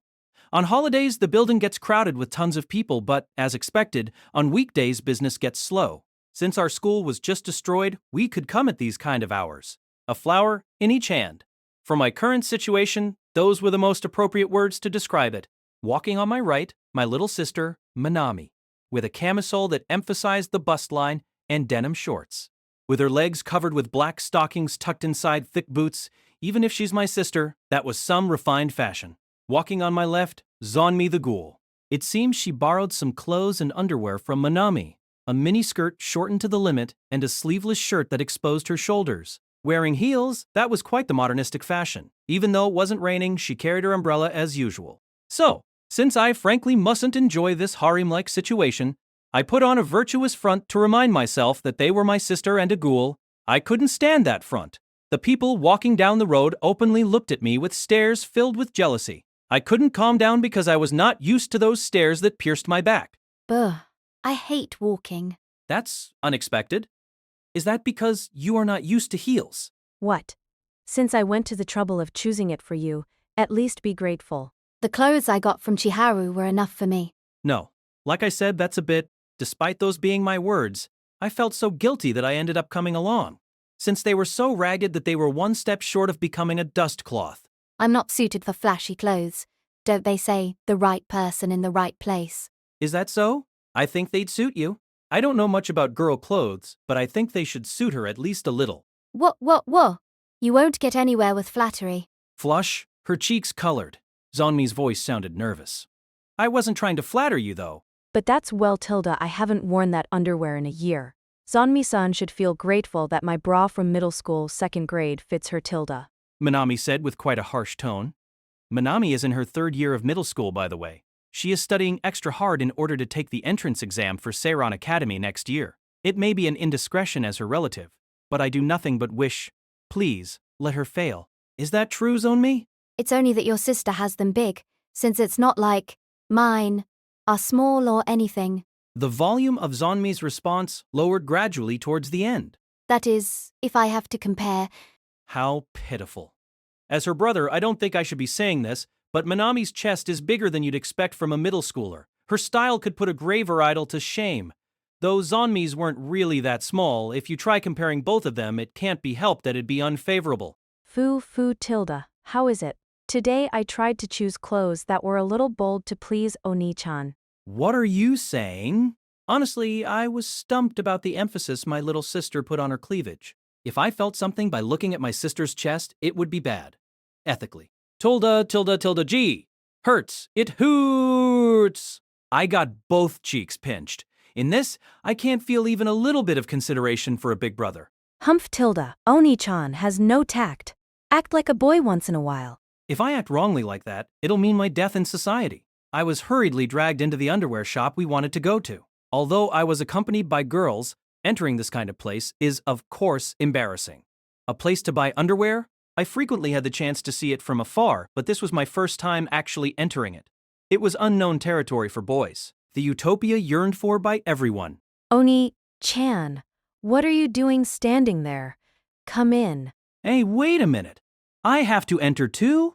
It goes without saying that I was interested by what was inside, but even though there weren't any signs prohibiting entry, it wouldn't be socially acceptable to go in as a boy. But of course it's meaningless if Oni-chan doesn't come. Huh? Is that so? I worry I'm quite helpless. I'm always wondering, but how can this one here be my blood-related sister? While feeling dejected, I stepped into the inside of the shop. Radiant and sparkling jewels suddenly appeared in my field of vision. Anyway, I must have made a mistake. I shouldn't have ridiculed the naming sense. I knelt in apology inside my heart. The sign wasn't lying? How can this be women's underwear? This could make my heartstrings loudly snap. They are only clothes. Even so, clothes. How can a single piece of cloth have such sexual charm? Are humans such profound beings to be able to make such things? After this experience, I was one step closer to the truth of Eros. Come on, Oni-chan, tell me, what underwear arouses you more? Hey, isn't that an unusual question? As I chased away my sister who approached while panting heavily. Zonmi, choose what you like. It's my treat. Is that all right? Aye, it's the least I can do after you helped me. I took a 5,000 yen note from my wallet and put it in Zonmi's hand. Though I'll have to endure doing without porn magazines this month, I don't regret it. Since I could see this unique, superb view, I wonder if that made up for it. Well, Zonmi, what underwear will you buy? Is that so? I don't care much about design. If I think about the upcoming battles, of course it should be a sports-type one, but... What kind of things are you asking, taking advantage of this confusion? Is it bad? Don't look at me with cute puppy eyes. Get out of here right now. Disappointing. Nevertheless, Zonmi was earnest, or perhaps I should say she was sound. The first thing when choosing underwear is to express your true nature. Oni-chan, don't you think that this underwear with a gap on the crucial spot is also practicalis? It really shows your true nature. I don't want to think exactly how you find it practical, though. Leading Zonmi aside, since, on the other hand, I didn't want to get near Manami, I reluctantly wandered around the store. The moment I resolutely walked into the shop, once I did it once, from then on, I won't feel reluctance. As I can legally look at women's underwear, isn't this heaven? Oh, this is... draw years? So there are those too. Like that, I fully enjoyed my first visit to a lingerie store. Wait, how could it be I can't try them on? All of a sudden, an out-of-place male voice resounded through the store. Hey, what the heck has just happened? Looking about, there was my close buddy Yohei. That's why this shop forbids male customers from going into the changing room. That's weird. Isn't that sexual discrimination? This is an age where you can wear a bra even if you are a man. And yet the clerk doesn't know these things? Even though I don't want to say such things, even I would file a complaint for that inappropriate attitude. What is this guy doing on a weekday? After all, I wonder if he has awoken to a weird fetish that gets him aroused when wearing female underwear. As his buddy, maybe I have to be kind enough to put up with his eccentricities, but I can't allow it. I can't mentally endure it. As his acquaintance, I have to make him mind his surroundings since he seems to have no shame. In the end, I observed what Yuhei was doing from the shadow of a pillar. Understood.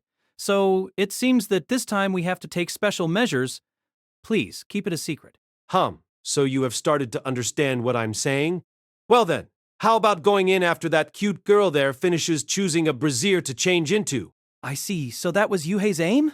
Kuh, you have thought it through, Yuhei. Somehow or other, it seems he hasn't awoken to any weird fetish. What a relief. It seems he's as healthy as usual. And following Yuhei's line of sight, there was Monami. With what kind of eyes do you look at other people's little sisters, bastard? It hurts. Chiharu? I gave him a chop without holding back for looking at my sister with lewd eyes. Look, you are troubling the clerk. Scram. Eh? Why are you in this kind of place? Rather, ooh-wah. Ouch, ouch. Why, Chiharu? Release me. While pulling Yuhei's ear, I took him outside the store. Goodbye, jewelry lingerie. As a result of a conversation with Yuhei, we agreed on a non-aggression treaty called Mutual. Today's events didn't happen. It goes without saying it meant Yuhei's eccentricities, but I also want to hide the truth about the fact that I went shopping for underwear with my little sister. Thus, prioritizing mutual benefit, we parted ways. Being befuddled, I sat on a bench before the store. Embarrassed for some reason, I didn't feel like I could enter the shop again. I'll wait here until Zonmi and Manami get out then. Beholding it presently, 'tis conspicuously less crowded than usual. Standing right before me, for some reason there was a girl mumbling under her breath. What was surprising was that her clothes didn't seem like clothes. She was totally wrapped in what seemed like robes of a dull red color. From inside her hood, you could catch glimpses of a facial expression full of self-confidence, eyes concealing a strong will that fascinated the observer. Is she one of those guys that wear color contacts that I've heard of? Those eyes were as crimson as if they were on fire. I tried to break the ice, though she looked like she was covered by a rather dignified aura. The surprising thing was that she was extraordinarily short. I'd say around only 140 centimeters. Charming, isn't it? Is she cosplaying as something? What's wrong? Have you strayed from your mom? I don't think a child this small would have come alone to the shopping mall. Let me see. Where's the Lost Children's Center? Coo. The utterance I shall take as a declaration of war. Monster tamer. I promptly fled from the bench in preparation for the battle. Could this fellow be a monster? Frightened, I will not deceive thee, since thou art an important human sacrifice. I cannot be cruel. You? What are you saying? You make a contract with me, monster tamer. That was a threat I couldn't accept or deny. I don't know what will happen if I don't comply. Her speech gave the impression of being filled with a strong power. Come on, I don't understand what you mean at all. As I played dumb, the look of the girl turned sharper than ever. It does not matter if thou feignest ignorance. Fear not. I know about the little insects that surround thee. If thou feelest guilty, be not concerned if I kill them all. Somehow I have the premonition that this situation is a terrible emergency. It seems this girl intends to unhesitatingly try the same contract by force that Kyoko did before. Don't think Zonmi and Kyoko cannot defeat you. Do not look down on me, human. My name is Iris Scarlet Linnyworm, the strongest Brookline's Red Dragon's descendant. There is no monster above me. Dost thou not think that to be a very good reason? I recalled my conversation with Luca-san. Red Dragon. Isn't that the third monster following Ghoul and Nephilim? Shit! According to that, this fellow should also be one of those I had to choose from. What if I refuse? Of course. I will seal the pact by force. As she laughed boldly, she pushed the palm of her little hand against my breast. With the unbelievable power she hid, she sent my body flying in a straight line. How can this be? I'm flying? I took a while before I realized my own body was floating through the air. Go. The crash felt as if the sound of the wind had broken my eardrums. Breaking through the shop show window, I was smashed to glass fragments. I felt as though all my bones were broken. I felt so tired I couldn't open my eyes.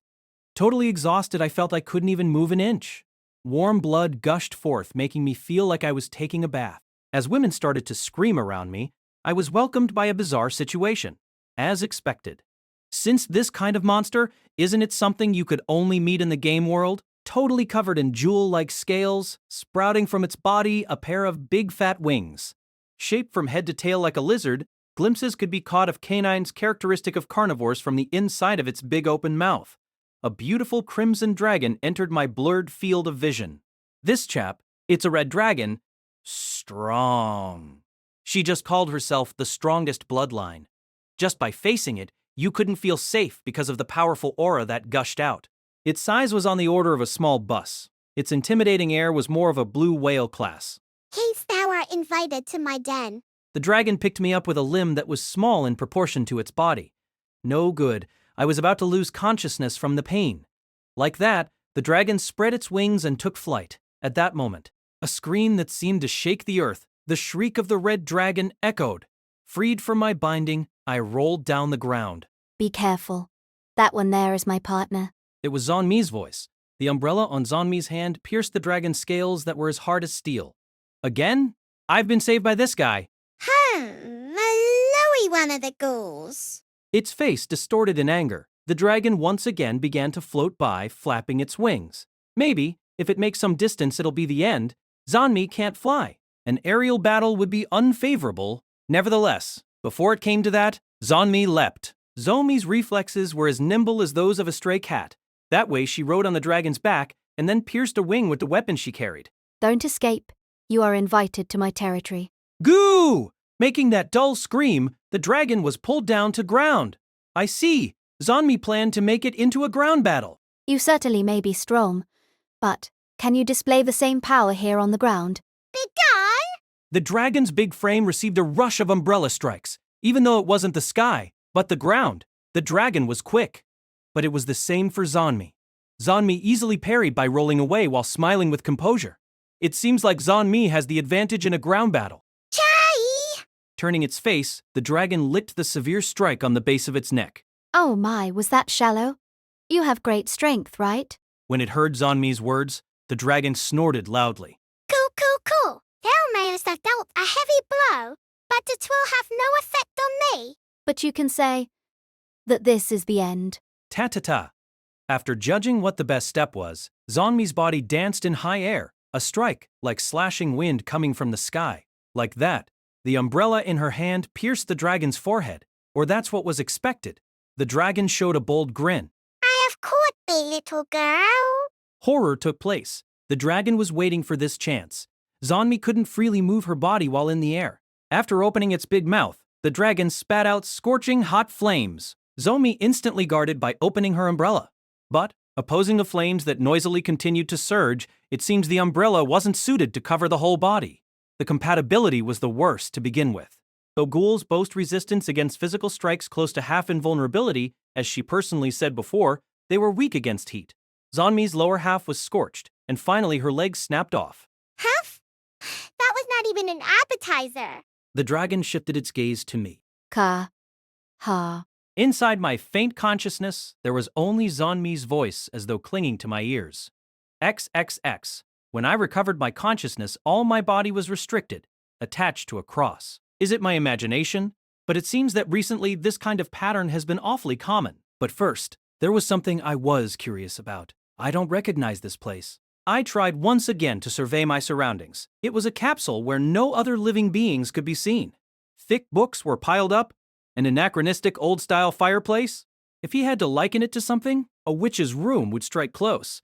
What bad taste! And yet, it was an eerie room. Hast thou woken up, human? From the door entered a girl I recognized. Honey-colored twin tails, short stature befitting of an elementary schooler, sharp crimson eyes that could pierce you, wrapped in those hood-attached red robes. The red dragon, unmistakable. The one here is the monster girl that abducted me. I woke up to find this situation. That's the worst awakening ever. I apologize for that. Still, it prevents thee from fleeing before mine eyes. You too? Need the contract that much? 'Tis so. The girl shortly murmured. By the way, since it have come to this, please refrain from calling me you. Mine esteemed name is Iris. I let out a big sigh. It seems this guy wants the contract as desperately as Zanmi and Kyoko. Still, what a pity. I'm still waiting for the ring. I'm not lying. It currently hasn't been delivered. Though kidnapping seems convenient, isn't it true that you can't seal the pact if you don't have the ring? The girl slowly tampered with her bosom. By the way, by ring couldst thou be referring to this thing here? Showing a bold smile, she took out a silver ring that glowed with a bluish-white light. Don't tell me this guy. I had a bad premonition. I couldn't be sure without looking at the real thing. But taking it out with this timing, how is that possible? Well, it's very simple. The monsters around thee be foolish. No matter how many Tamers be around, with no ring, no contract can be made. My fault, I kept watching my house. I borrowed this thing from the stupid courier. I was cheated. So the early arriving of the ring was delayed because of that. Then let's make the contract. Wilt thou struggle? Although I might say, don't even think about moving from there. My limbs were tightly bound, so I couldn't put up resistance. Iris's little body approached me little by little. Something cold ran against my fingertip. She had put the ring on my left hand's ring finger. Let me take the opportunity to teach thee something. This ring symbolizes that master and monster both be one. It doth not matter which party wears it first. Iris continued with a composed smile. And after equipping it, removal is impossible. On Iris's finger, just when she put the ring on me. A second ring just emitted a dazzling flash. I see. That's the proof of a contract. What? Feeling a rattling electric current passing through my body, I was tormented by a mysterious sensation as if the ring had become one with my body. A short while later, the ring tightly dug into my flesh and ended up fixed there as if it were sewn. Indeed, this seems to be totally impossible to remove. Rejoice, Tamer! The contract hath been completed. From now on, I and thee be one in body and soul. We'll be eternally together. I was vexed by my powerlessness. Power. Strength. If I was stronger, I could successfully. I bit my lips with force. My mouth was filled with the taste of iron. I roared in anger. Feeling I had nowhere to go, I could only prowl inside my heart. Do not be riotous. Art thou not still in convalescence? Dost thou worry? I have thee take a secret concoction to make a magical power course through thy body. The pain should subside soon. I ask forgiveness for what happened earlier. That violent behavior of mine. Oh, aye, dost thou be hungry? I have made arrangements for dinner. Don't wanna. 'Tis so. Thou be still in convalescence. Seeing Iris suddenly going meek, my obstinacy seemed a bit stupid. Hey! About the contract, it couldn't be helped. Couldn't I let it slide? Of course I'll eat. Humph. Iris, looking like she had killed her emotions. 'Twould have been best if thou hast said that from the start. This is why the beings known as humans. All right, since today is special, let's make dishes with plenty of the legendary cowrie. Who? While murmuring for some reason, she exited the room. Fuel. Let's think positively. Because now I believe that this red dragon girl, despite seeming peerlessly cruel, she couldn't be totally heartless. If I make use of that, I'll surely have a chance to escape, I hope. With renewed determination, I clasped my hand into a fist. A short time later, Iris once again entered the room. She was carrying in her hands for some reason a mysterious-looking pot. Inside the room drifted a wonderful scent that aroused my appetite. This scent, what is it? It seemed a mix between tonkotsu and seafood, difficult to describe, and yet very rich. It was a scent that didn't resemble anything I had tasted before. Although I think today I was skillful in its making. Ooh. I guess something like a human cannot possibly understand the taste of my cuisine. Iris looked at me with sparkling and somewhat uneasy eyes. I've just noticed, but I'm surprisingly hungry. Iris held the dish and started to scoop soup with a ladle. 'Tis time to feed thee. Be grateful. Hot. Could it be because her hands trembled a bit when she served it? It seemed she splashed soup on her face. It was such a funny sight that I unintentionally ended up letting out a laugh. Dost thou laugh? Making fun of me? What recklessness! Stop the tedious chatter. Feed me quickly. Hump, as I thought. Humans are impertinent beings. It seems that somehow or other my chance will arrive soon. Could it be? While clinging like this, eating will be honestly difficult. If I somewhat manage to be freed of one of my bindings, a chance to escape will arrive. Even if thou didst not ask, I would feed thee immediately. Iris walked a step, dish and spoon in hand, and was still one step away from me. Then open thy mouth quickly. What? I told thee to open thy mouth. Dost thou not want to take thy nourishment? Could this situation by some chance be that? That which couples often do on the park? That which, reflexively, makes me want to shoot a rocket launcher at them? Does this little kid intend to personally feed me? Oh, how humiliating. It's Canosa's humiliation. Damn. Be as it may, my person's restricted position. Since we've reached this point, I can't oppose. I reluctantly opened my mouth. It seems Iris has made a big mistake. Since she's so short, as I'm hanging, she couldn't feed the soup to me no matter how she tried. As Iris couldn't reach even standing on her tiptoes, she made a sour face, as if sighing in relief, as if saying, "What a pity." Wait an instant. With an awkward expression, after temporarily leaving the room, she brought a small stepladder and placed it before me. This will serve. Hey, wait, this guy'll go that far to feed me? Try to open my mouth once again. Doing as I was told, I opened my mouth. The soup was scooped with a faint dripping sound. Iris, standing on a stepladder, brought the spoon to my mouth, and then my mouth was filled with a soup of a rich, mellow, flawless, never-tasted-before perfect flavor. How's that? Does that like the flavor? I was speechless. It was frankly the tastiest soup. No, food I'd ever had. It was an unknown flavor, not sweet or spicy, that brought joy to my tongue. That is, why couldn't I say, "Don't feed me this, it tastes horrible," as I put a rather puzzled face from the shock. As I thought, doth it not suit the palates of humans? Well, from the start I did not think that thou couldst understand the taste of this refined cuisine of mine.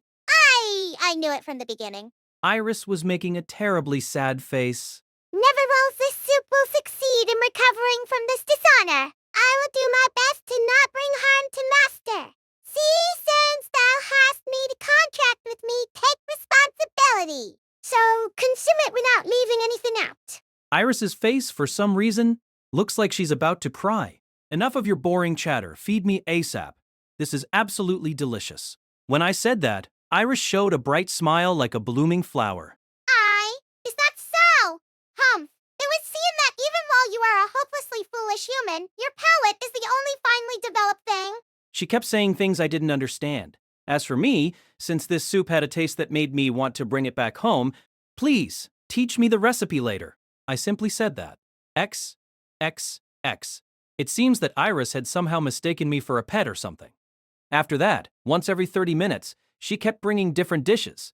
The reason is, each time it was something absurdly delicious without fail, telling her that, from the heart she'd say, "'Tis so?"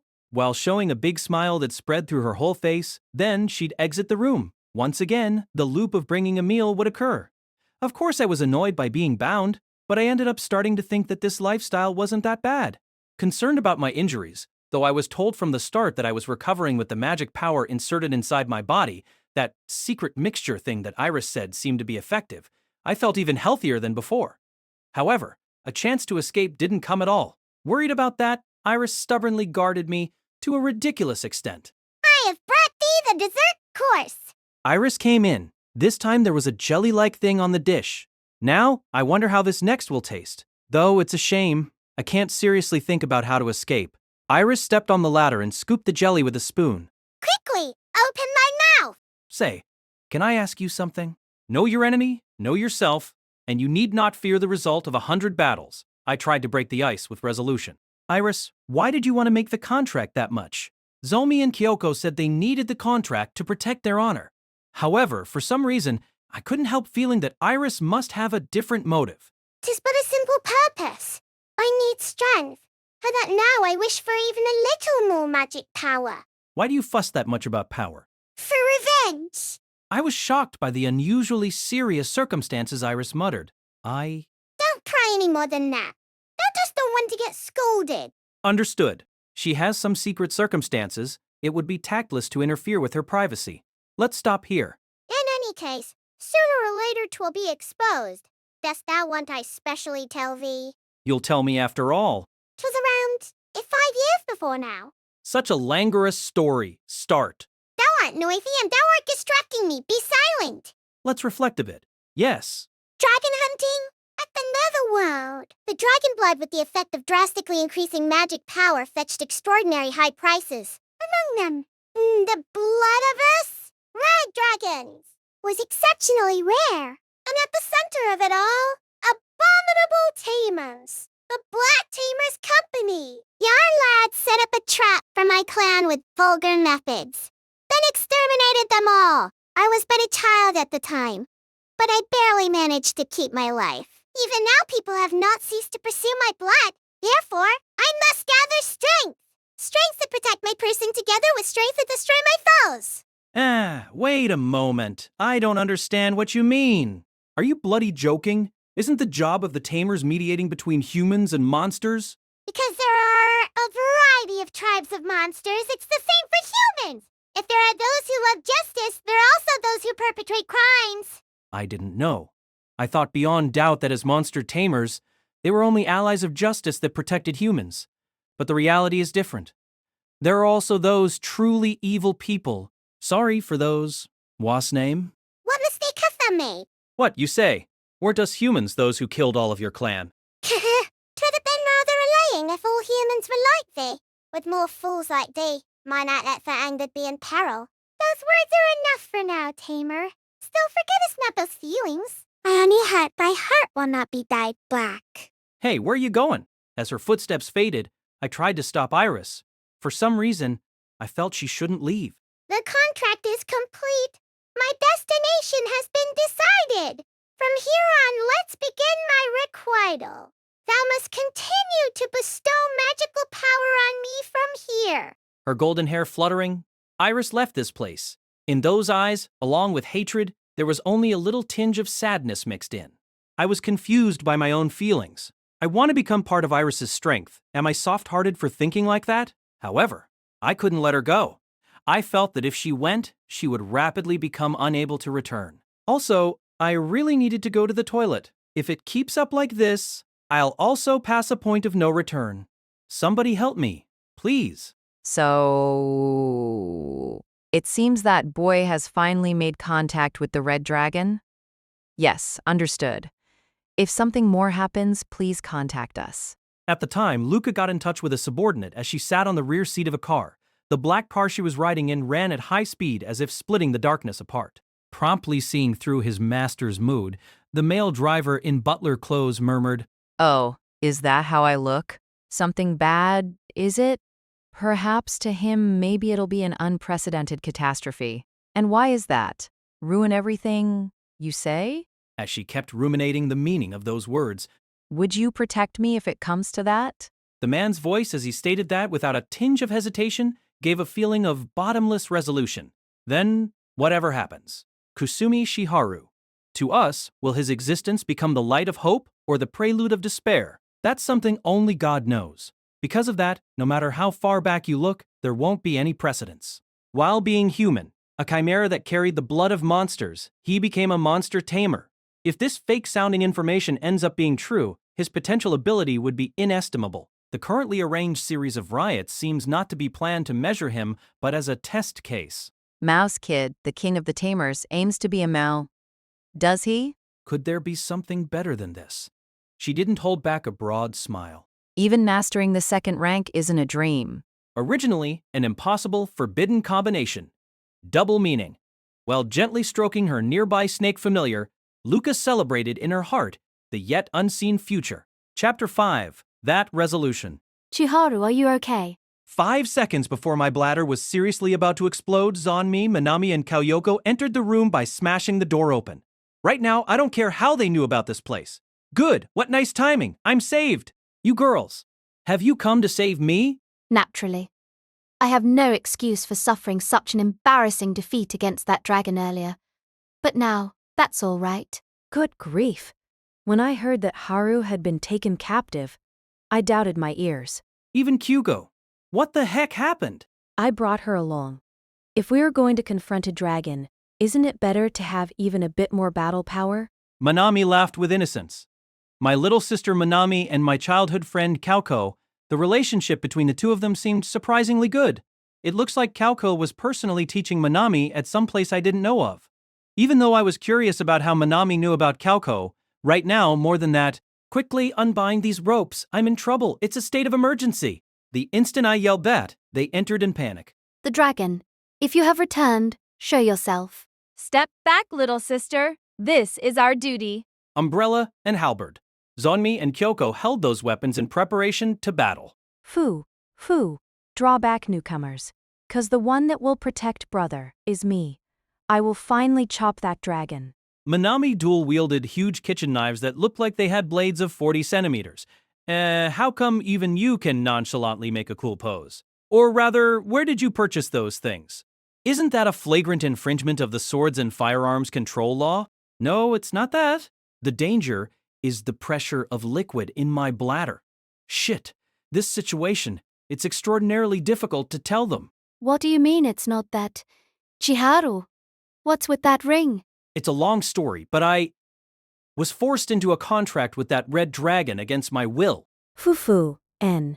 A ring on your left ring finger, Oni-chan. You've gotten engaged without Manami knowing. Well, who's the girl? Forget that. Hurry up and unbind me. If not, I'll... What's with that? Chiharu doesn't learn. Is there something more important for us monsters? Irresponsible. As Zonmi raised the umbrella in her hand, at that instant, in the end my bladder surpassed its limits. Making a nice whoosh, I stained my trousers yellow. No, don't loach. I peed myself. Stop! Woo!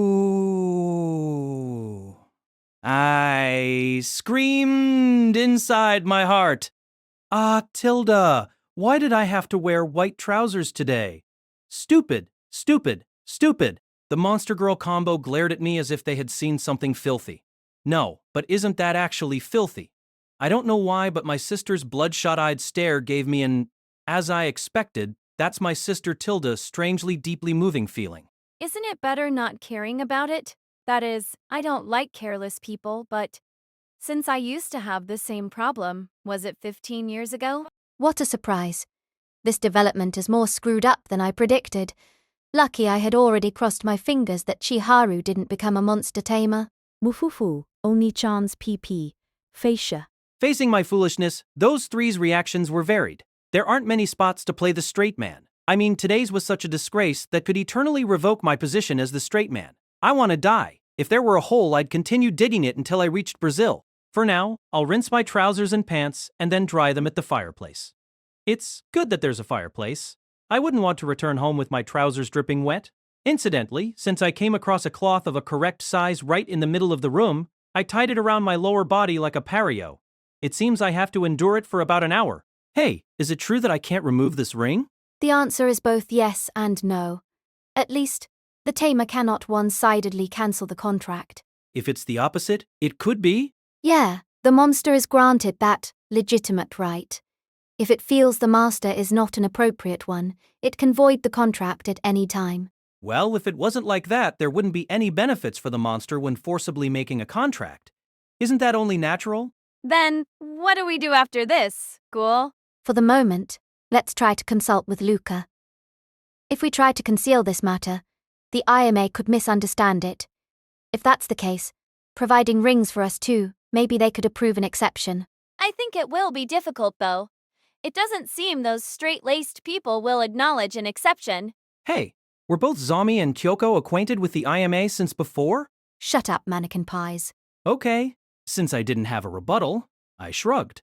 In the first place, according to the laws approved by the INA, in order to travel between both worlds, you need their authorization. That means there are no monsters that don't know them. What's that? They have a constitution? Did those kinds of questionable laws exist with me being unaware? But, hey, in any case, I too agree with raising this with the IMA. Though it seems unlikely, we can't give up before trying something. Then, once again, let's return home and ask for another ring. Here, it stinks of piss. Aren't all of them becoming more and more mean? But I have lost. I'll have to overcome many times this kind of adversity. Hold your horses, I said, raising my voice a bit. No matter what, I couldn't ignore something she said when she left from my head. The dragon that kidnapped me? That kid called Iris, I'm worried about her. She may fall into unforeseen problems. That's why I'm thinking on going to see how she's doing. You'd like to go see? Sonmi threw me a glance as cold as ice. Gwei, as I thought, did I end up being hated? That's right. After all, I'm the mannequin pies. I can look the 1,000 yen notes Noguchi Hideo in the eyes. Ha ha ha ha. Why are you feeling down? You can summon her, since you have already made a contract. Grumbled Zanmi while sulking a bit. Summon? I think Zanmi said something like that before. I didn't realize Monster tamers can invoke their contracted monsters anytime they like. Well, how do I do that? Bring the ring to your lips and chant, summon. Fine, understood. Summon. Nothing happened, even though I chanted. A blunder? Summon! Summon! Summon! Summon! How weird. In a contract, it's normally possible. Could she be outside the summoning range? Or maybe Haru's magic powers dimmed. Both possibilities seem low. Since to get outside of the summoning range, you should at least go overseas, and it looks that Chiharu's magic power is full throttle. No, it seems to have increased instead since the last time we were together. Certainly strange, as far as I can think. The only possibility... The catch net? A term I didn't recall to have heard suddenly appeared. What's that catch net? It's a man-made tool, an illegal item that traps the catched monster and prevents its invocation by means of summoning. But that possibility is also low. The use of catch nets has been forbidden amongst monster tamers, since there were some tamers that employed them with evil intentions. The next instant, a chill ran down my spine. It could be, if Iris was chasing tamers that participated on that dragon hunting. Say, is there another way to look for Iris's whereabouts? It's possible for fellow contractees to discern each other's location at any time. And how do I do that? Narrow your eyes while thinking about your contract partner. Okay. I narrowed my eyes as I said that. Then something like a faint line of light appeared. As that magic power thread connects both rings, I suppose that if you follow it, you'll meet. But be careful, since if the line is thin and brittle, the magic power of the partner will decrease. What's with this? The thread that comes from the ring was so thin that looked like it could snap any moment. Hey, I have to tell you something. I told the girls all that happened until Iris departed. I see. The ringleader behind the dragon hunting 5 years ago. If it's him, there's a possibility you could be using catch nets without permission. If we assume the worst-case scenario, Iris could have been captured. most probably. It's like that. Shit, that Iris. It was rash to go alone. I think we should go help her. The moment I said that, the two monsters showed surprise. Could you explain what you mean by that? If our reasoning was spot on, our opponent is a very strong, evil tamer with a career of at least 5 years. To march into enemy camp without thinking is suicide. Acknowledged. Even so, I can't let her die without doing anything. That chick? Iris. How could I have fun while she's left without blood or tears by an evil tamer? Reality isn't like that. It was only for a short time, but I could experience Iris's kindness. I can't agree to see her die without doing anything. First, I want to confirm something. Chiharu, is your resolution the real thing? This battle will be different from anything until now. In the battles for the contract till this moment, your life was barely assured. However, this time is different. The decision that you won't regret it even if you lose your life. Does Chiharu have that? That's right. It's as Zanmi says. Surely this battle is different from those until now. A small error of judgment could become a big crisis. Our lives would literally depend on it. However, we have to do it. My reticence has long since gone far away. It's too late to hesitate. After thinking for a bit, I raised my head. Those two showed shocked smiles. Things like getting himself killed when going to rescue his partner. What a naive guy.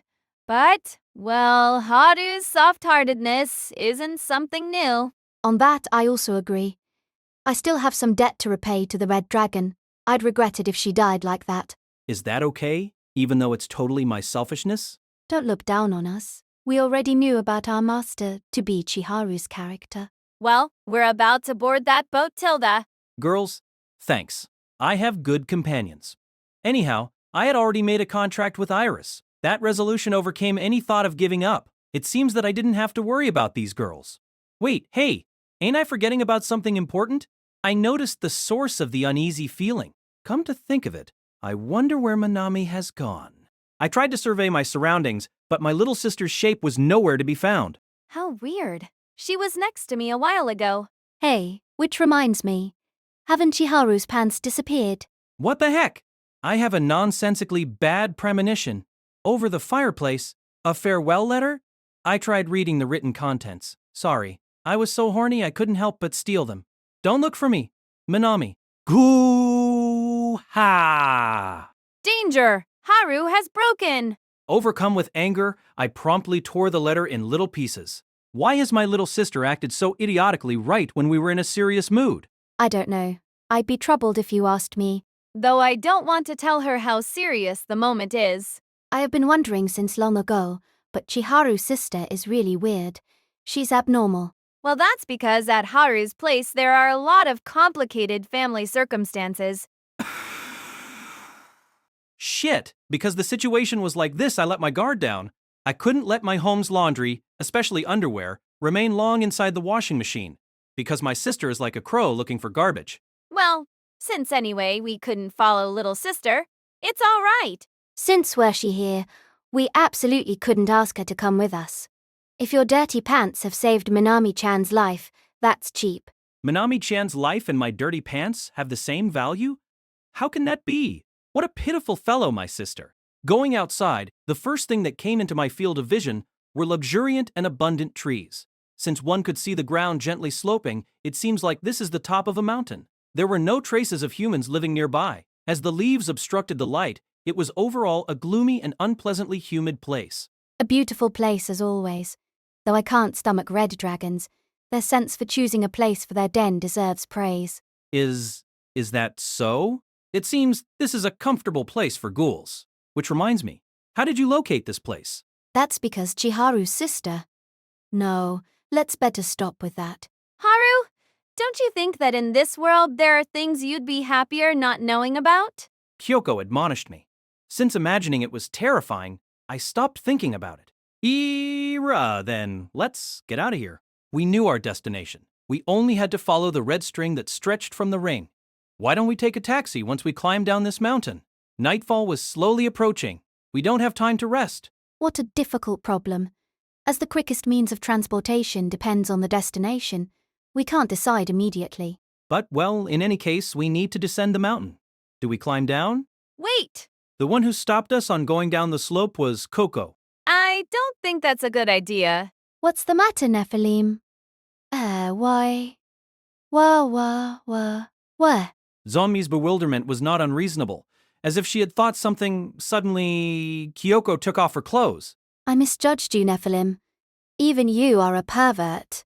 Saying it like that, anyone who hears you will think I'm a pervert. Doesn't saying it with no pants on take away your credibility? She hit where it hurt. As I'm now suffering from the disgrace of having my pants stolen by my little sister, I'm currently in the highly praised going commando state. To me, it takes away all the solemnity that should have been present before a decisive battle. If I go out without wearing pants, of course I can't calm down. No, it would be a problem if I could calm down. No, it would be a problem if I could calm down. It's only this much. Let's be calm. Since Haru has seen me many times, I'm accustomed. Why do you say it in a way that can lead to misunderstandings? Like throwing daggers from her eyes. Zanmi glared at me with her dead fish-like eyes, grinding her teeth and without saying anything. Huh. Humph, was it like that, so? Well, I don't mind it in the least. I already knew about the improper relationship between you two. If you don't mind it, put on a more normal face. And also, we don't have any improper relationship. I've said it many times. We're only normal childhood friends. But am I not still embarrassed? Showing everything, it's the first time. As she ended up in her undies, Kyoko's body was wriggling. Hey, wait. Could this fellow be undressing completely? Stop. Wait. As I expected, going further, you absolutely can't. If I undressed like that, I wouldn't be able to keep living. But I don't have anything to show. No, I certainly saw Zanmi's nude figure, but since she was in ghoul form, does she think it doesn't count? Then, the next instant, Kyuko's body became black and gigantic. I see. Kauko intended to do that from the start. A giant with wings growing from its back, a body length of maybe around 8 meters. Peeking out from within its robot-like mask, there were sharp eye glints, a jet-black coat as if clad with shadows. Its hair that had changed to peach pink and seemingly long enough to reach the waist was of a charming color. That appearance, rather than a giant, was more fitting to be described as that of a devil or fallen angel. This is a Nephilim, Kyoko's true form? Oh, how is it? Revolting as I thought? Absolutely not. I think it's absurdly cool. It was not a lie. It sure is eerie. But this dark feeling appeals to my chewy soul. Thank you. If you ride on my back, I think I can transport us to our destination. But it's the first time I've tried this. How amazing. A giant that soars through the sky. Nephilim. It's my first time seeing one, but you sure have been hiding a lot of magical power. Zonmi muttered in admiration. A flying giant? It's certainly very unusual. And in addition to that, superhuman strength enough to lift a truck with a single hand.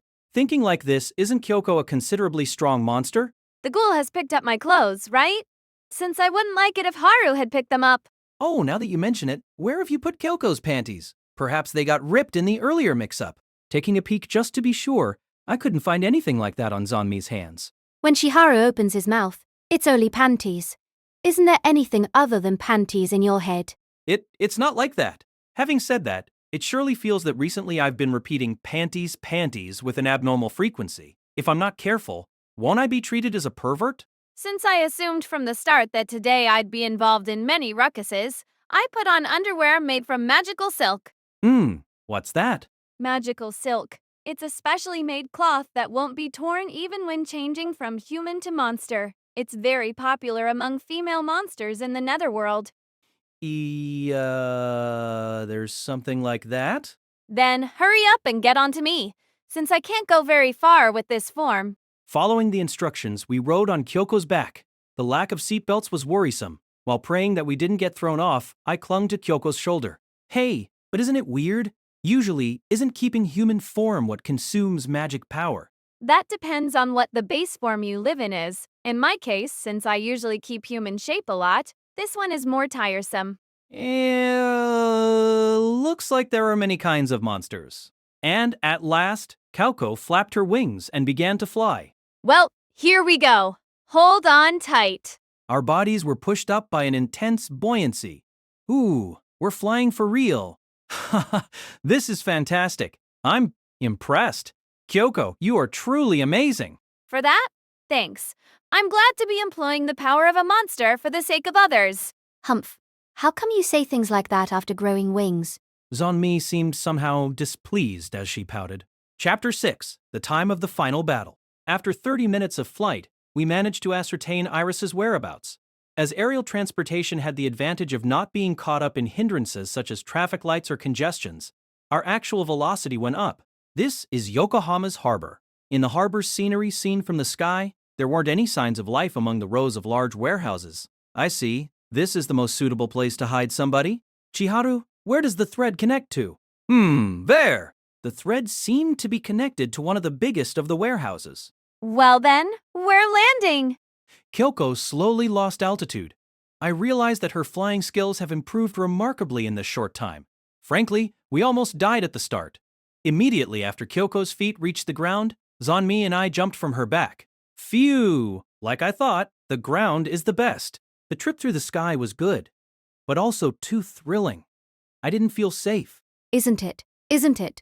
Why do you look so happy? Retorted Kyoko in shock to Zonmi, who was smiling from ear to ear. Good then, shall we go? Be careful, please. There are signs of monsters in the vicinity. Understood.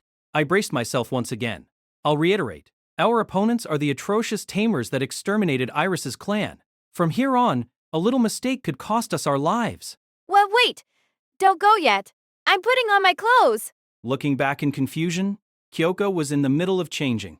She had changed shapes from Nephilim to human. Why have you changed back? Don't look here. Sorry, though I was already tired from seeing Kyoko's panties. At your limit already? You couldn't keep your transformation more than that. Is that it? This could be a little bad. If Kyoko couldn't participate in the battle, Zonmi was our last ray of hope. Though we didn't know the extent of the true power of our enemy, won't it be quite the unforgiving battle? Chiharu, let's go. Don't worry, since I won't lose. As if reading my thoughts, Zomi muttered reassuringly. So it's like that. That's what I have to do when I grow weak-hearted. After reaching this point, we can only fight at full power. Chiharu, behind you.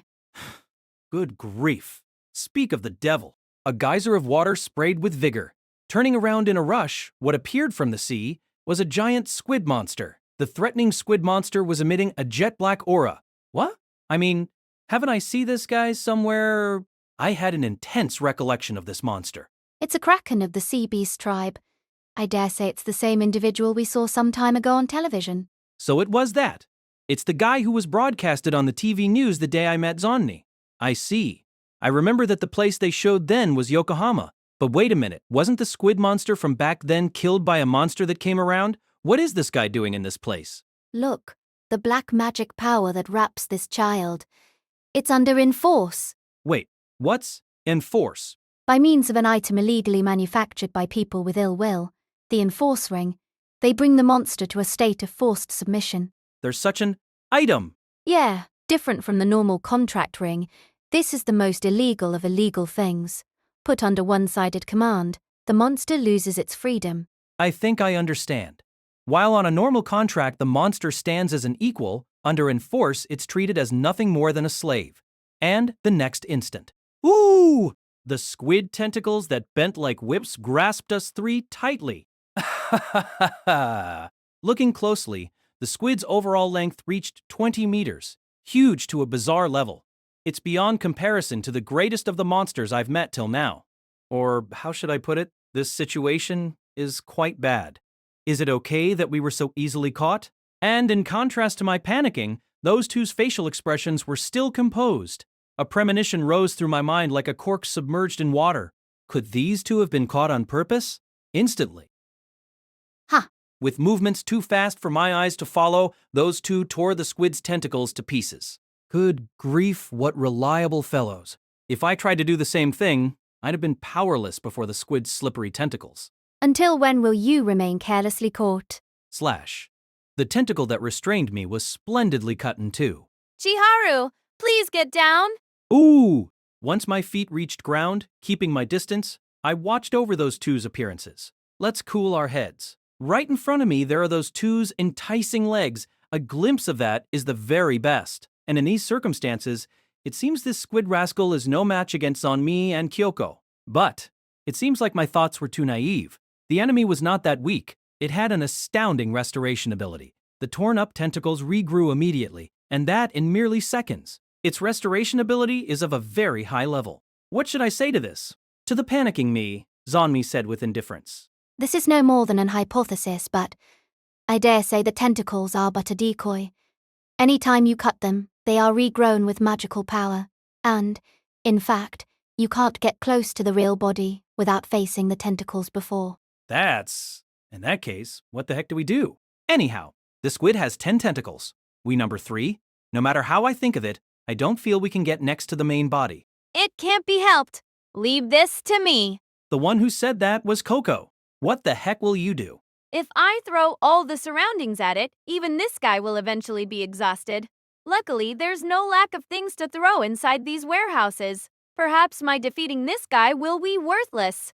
But Nephilim, will you be okay? Isn't your magic power almost depleted? Don't worry. Rather than that, to the me right now, I think this guy alone will be no match. Even though it's vexing, I'll take care of this guy here that's releasing this awfully unpleasant magic power. Ghoul, I leave it to you. If I come back and you're collapsed after exhausting all your magic power, please spare me that outcome, since we haven't yet settled our dispute. Ha ha, that's my line. Contrasting with the cynicism mixed into their conversation, they did a high five with refreshing expressions. By some kind of female bonding, it seems they have awakened to a strange camaraderie. Let's go. Chiharu, our foe is very near. Aye, feeling gratitude towards Kyoko, we left that place behind.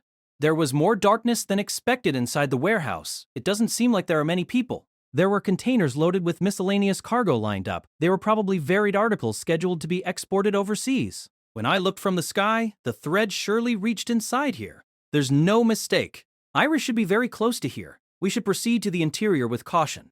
As we thought we heard a man's voice, suddenly the lighting installed on the ceiling illuminated a nearby position. We unintentionally squinted our eyes. Who the heck is the one who did this? And Iris! Hands and feet bound by thick ropes, Iris tied to a pillar, entered our field of vision. Disheveled golden hair, bare skin covered with injuries. Her face, lacking the ambition of before, looked pale. Foolish one, why art thou here? Judging from her hoarse tone of voice, she seemed to be quite weakened. It was an unpleasant voice. Standing right beside Iris was a man with long hair, clad in a black suit from head to toe. The arrangement of his features was uncanny, but his very long bangs gave the feeling of an annoying narcissist. His age, maybe in his early 20s, Saying it straightforwardly, he was an extremely disgusting man? Saying it straightforwardly, he was an extremely disgusting man. I've been wondering for some time. Why do you do these mean things? Do you understand how grave a crime a contract that disregards the free will of the monster is? If it gets leaked to the IMA, it won't end well. As Zonmi spoke with an emphatic tone, the man showed a composed smile. Shaken by the sudden change of topic, I was left without words. Wait, what the heck are you saying? I don't care, I'm not glad to be praised by you. What do you want to say? What did this guy blurt out of nowhere? I'm astonished. Me becoming the colleague of a criminal? Don't mess with me. I won't consent to what you say, you fool. It's obvious that doing that won't benefit me in the least. What the heck do you mean by that? The man switched to a serious tone. This guy, what's he saying? When I looked at Zonmi, for some reason she was chewing her lip and her body was trembling. And yet, the current IMA doesn't care about it. Who will mediate between monsters and humans? Is what this guy is saying true? With her lips tightly pursed, Zonmi! Yeah, surely what he said is something I can't deny. I won't say anything. What Chiharu ought to do. That, decide it by yourself. I wonder what should I do? What do I want to do? I came here wanting to save Iris from her trouble.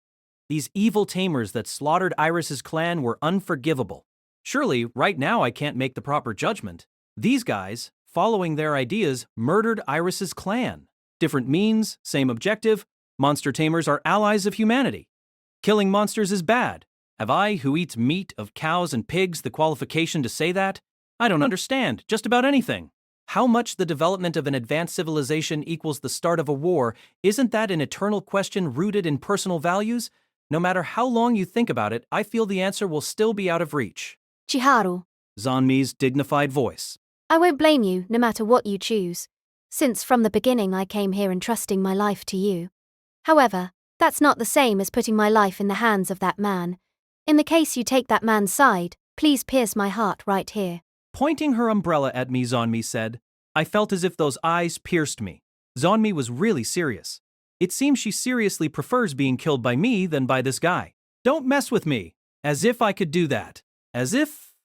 I see. So it's like that. What an easy thing.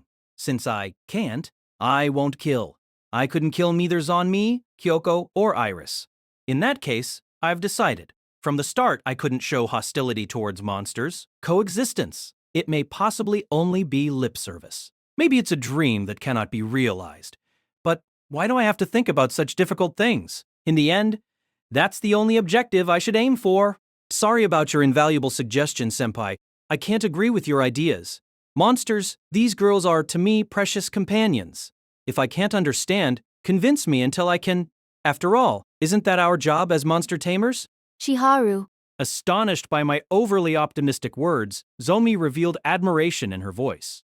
Senpai, I'm aware it will sound impolite.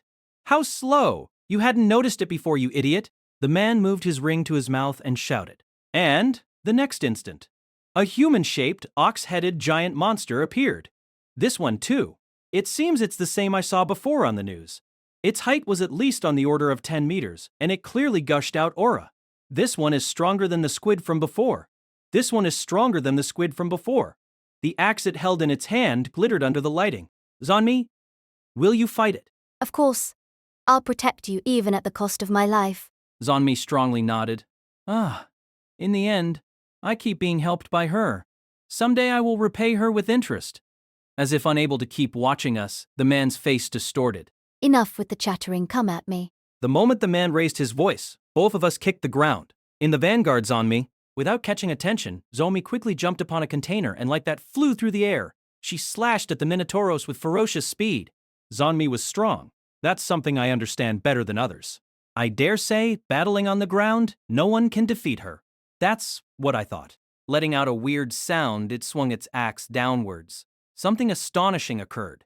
Though the slash wasn't a direct hit, with only the wind pressure, Zonmi's body was sent flying. Kaya! After being sent flying high, Zonmi crashed into the ground and coughed blood.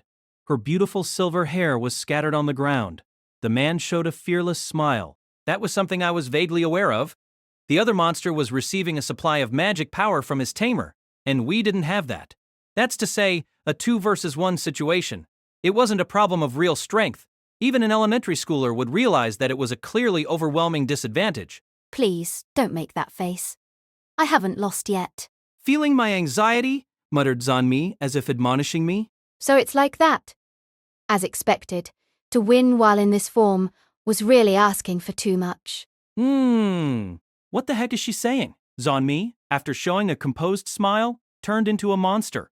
A pale face, murky eyes, hanging from its belly, something hard to describe that should not have been on a pretty girl. Standing there was the transformed into a monster, Zanmi in ghoul form. Zanmi, that form... I wanted to defeat him in human form if possible, though.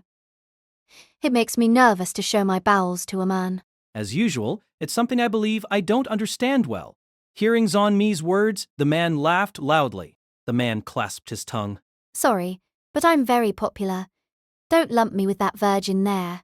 The footsteps of the Minotauros echoed along with the jeers of its master. In contrast with its gigantic frame, its movements were absurdly agile. Closing the distance with Zomi in an instant, like a bull in a china shop, as if suiting that idiom, it rushed on, putting its all into a tackle. Zomi reacted by blocking it with the umbrella, but, from the start, their physiques were too different. Zanmi couldn't help but be slowly dragged down as her shoes wore away. Chiharu is surely a perverted serial adulterer, indecisive, quick to run away, useless man. But he didn't call me disgusting. On the contrary, on our first meeting he lent me clothes. They were tattered, but I was happy. Since our clan has been persecuted a long time due to our looks. Zanmi was recounting in detail, as if reaffirming her decision. Chiharu is 1,000 times cooler than you. Following through with the umbrella by putting all her strength into both hands, Zanmi finally repelled the Minotauros' big frame. Thump, stopping once more the axe that was swung down. After that, the other party couldn't pull off the same level of offense and defense. They were on par. No, we were a little better. Despite the axe's greater offensive power, Zanmi was unscathed, and her strikes were solid hits to her opponent. The transformed Zomi's increased agility was more skillful than before. The decisive slashes aimed at the center of its legs and loins little by little dulled the Minotauros' speed. Amazing. I couldn't help but let out a word of admiration. Our relationship wasn't superficial. Even if we weren't contracted, the Zanmi that treated me as an equal was strong, and above all beautiful. As if flustered by the unexpectedly hard battle, the man's features were shrouded in unrest. Ha! Drawing a beautiful arc in midair by making half a turn, Zanmi thrust like that her umbrella into the eye of the Minotauros. A satisfactory hit. Grow! Letting out a shriek that seemed to shake the earth. The Minotauros rolled on the ground. Next is your turn. Even if I'm fighting a human, I won't hold back. The man, being pointed at with the umbrella, scratched his head. The instant he chanted that, the man's body emitted a pale light that flowed into the body of the Minotauros. Thereupon, something unbelievable happened. The injured body healed in the blink of an eye, swelling from the muscle-covered Minotauros. White smoke was raising. Even an amateur like me could understand what had happened. The man had bestowed magic power onto the Minotauros. The blow the Minotauros tossed after standing up in a flash contained a power incomparable to before receiving magic power. Kaya. She blocked the attack with the umbrella, but Zanmi's body was forcibly sent flying. Crashing into a container, the lemons inside fell out. Zanmi! I rushed with full speed to Zanmi's side. But, earth-shaking crazy sounds. They were the Minotauros' footsteps. The Minotauros rushed in pursuit before I could arrive. At Zanmi, who was defenseless right after taking that damage, slashing with that huge lump of iron, Zanmi's body was turned into a pulp and scattered around. The surrounding lemons were painted red with the splattered blood. It's twice, thrice, 4 times the giant axe kept falling intermittently without rest. Due to the next attack coming before managing to regenerate her body, recovery was impossible. Each time an attack came, Zanmi's death agony was heard. Escape. Chiharu. Zanmi frailly leaked those words. Moron! I can't do something like that! What's this fellow saying now that we've reached this point? She wanted to harshly preach to me about resolution, and at the crucial moment she sacrificed herself. Is it to save me? What a damned fool! What are you doing? Hurry. Escape. Stop joking! I definitely won't allow that. Putting my thoughts into words, Zanmi showed a faint smile. With that, do you intend to shame me? If I let my master die, what the heck will I do? As the axe was ruthlessly swung downwards, it resounded with a shriek like that of a smashed frog. Voo! Instantly, I turned around and ran with all my might. I see. That's fine. Ignoring the man's words that hurt my ears, I dashed with all my might. Of course, I wasn't abandoning Zonmi. Hurt before my eyes and escaping. Just a slim possibility, I was betting everything on that. While hidden by the shadow of containers, my goal was the place where Iris was held. Since luckily there was no one near Iris, I managed to reach her without the man noticing. Well, says luckily there was no one near Iris. I managed to reach her without the man noticing. Hey, Iris, you all right? When she heard, Iris made a surprised face. Foolish one, why hast thou come here? Thou shouldst be helping that ghoul woman. About that, we're in a pinch. Cooperative, Iris, we need your strength. That I cannot do. Why? Iris feebly laughed. Canst not thou understand by seeing my state? Deplorably. I am not in a state to lend you my strength. I cannot even move one step from here. It seems that this annoying rope has the effect of absorbing magic power. Escaping is impossible.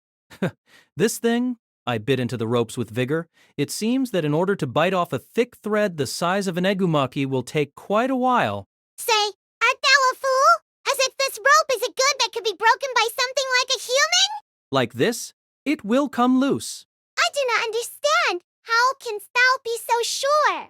It's due to family circumstances. My specialty is getting out of bindings. Don't underestimate my teeth. Recently, I even bit through the chain of a pair of handcuffs. Good grief, I don't understand what's with this world.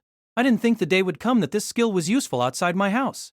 Incomprehensible. If thou runnest away now thou canst save thy life, why art thou not doing so? Don't tell me. Though thou hast become enamored with that girl? Idiot, it's not like that. Hello! Iris let out a cute yell when I poked her forehead. I can't escape. If I flee now, both Zonmi and Iris will die. I can't allow that. Iris raised her eyebrows in surprise. Why hast thou included my name there? I forcibly made a contract with thee disregarding thy volition. And not only that, I injured and restrained thee. Thou dost not have any obligation to save me. Like I care. Since I want to save you, I'll save you, simply that. I do not understand thy reasoning. Why dost thou not explain it better to me so that I understand? You? Didn't you feel lonely in that room? Huh? Art thou slandering me? Now I understand. Iris said that both her parents were killed by monster tamers. The gentleness she sometimes shows most likely stems from her solitude. Iris, with that small body, without having any family around her, that it was no different from unreasonable isolation. Though she behaved as if she were stout-hearted, she had a gap inside her heart. It seems it's in my nature that I can't abandon people like that. Look, it's undone. Iris was speechless. Strange. I thought she'd be happier. What I am gonna say will sound unrefined, but right now, I do not think I will be of any assistance in the fray. As thou knowest, these ropes are able to absorb magic power. Then me right now, sincerely speaking, can only barely remain standing. That is why harborest not many hopes. What, it's that? Then I don't have to worry. No, being like this at this time, perhaps our victory is settled. What dost thou mean? Nearing my ring to my mouth, boost! I chanted with a loud voice. That instant, I fell into a state that felt as though all the energy of my body had left me. A feeling of accomplishment, as if scattered pieces suddenly fit together to a T. With this, it's our complete victory. This is... The red light that covered her whole body was healing Iris's injuries, and in my case, I was subjected to a tiredness as if I had swum in a pool for a day. I understood the reason why that man hesitated to employ this power. This was horribly painful. I was already wobbling on my feet, as if I had used all my MP in a magic burst. I'm astonished to think thou hast this plentifulness of magic power dwelling inside thy body. I finally comprehend the reason why thou wast fit to elect me. Thanks a lot. Of course I was glad to be praised by a girl. I give thee my thanks, Taima, and I swear to thee, I will accomplish without fail the duty thou hast entrusted to me. The voice of Iris, who had turned into a dragon, had recovered her usual self-confidence. Spreading her steel-like wings, Iris promptly took flight towards the man. Giving a whipping to my exhausted body, I too followed there. Please, let us make it in time. Once I arrived near the man, I became speechless. Minotauros' whole body scorched, only the man's scream resounded on the room. Is that the only thing thou wishes to say? I am desolated, but also cannot read the mood. I will quickly bring this to an end. His expression distorted by despair and anguish, the man lowered his head and pleaded for his life. Iris, sending a fleeting glance of awareness my way. In that case, start by freeing all monsters thou hast put under enforce. The man removed a black ring from his hand while he crawled on the ground and threw it away with an anguished face. While grinding her teeth out of vexation, Iris gazed at the man's profile, seemingly silent. Disappear from my sight! She spat out those unexpected words. As soon as he heard that, the man turned around and scampered at full throttle. That was a really quick curtain close, since this red dragon girl alone, confronting the seemingly strong foes of the Minotauros and its tamer, totally kicked their butts. Nevertheless, are you okay with that? That he escaped in the end? Iris laughed fearlessly. Hump. I thought that it would be all right if this time I limited it to a warning and let him go free. Since that I killed that bloke, my purpose would have remained unfulfilled. At best, hereafter, I can use him as a valuable source of information. Despite Iris having said that, I couldn't help but feel that she had some other reason. Perhaps this is no more than mere speculation. It may be that Iris didn't want to burden me with the crime of murder. Even if indirectly, if she had taken the life of a person, from tomorrow on I'd have to live with the burden of that crime. To a mere high school student like me, that's undoubtedly an unreasonably difficult thing. Thank you, Iris. Come now, I know not what thou meanst. Thou hast better hasten to that girl's side. I hold no doubt that even now she is surely waiting for thine arrival. Anyhow, each second is precious. Being told by Iris, I started to run without minding my surroundings. However, at the point I ran to awaited a despair that made me want to cover my eyes. What was there was a lump of flesh smashed to a pulp, a thing that barely retained human form. Vestiges of Zonmi that it had been were nowhere to be found. The torn-up mincemeat-like face of Zonmi showed an unsightly, involuntary smile, and not even a bit of regeneration could be felt. Why? Why, oh why?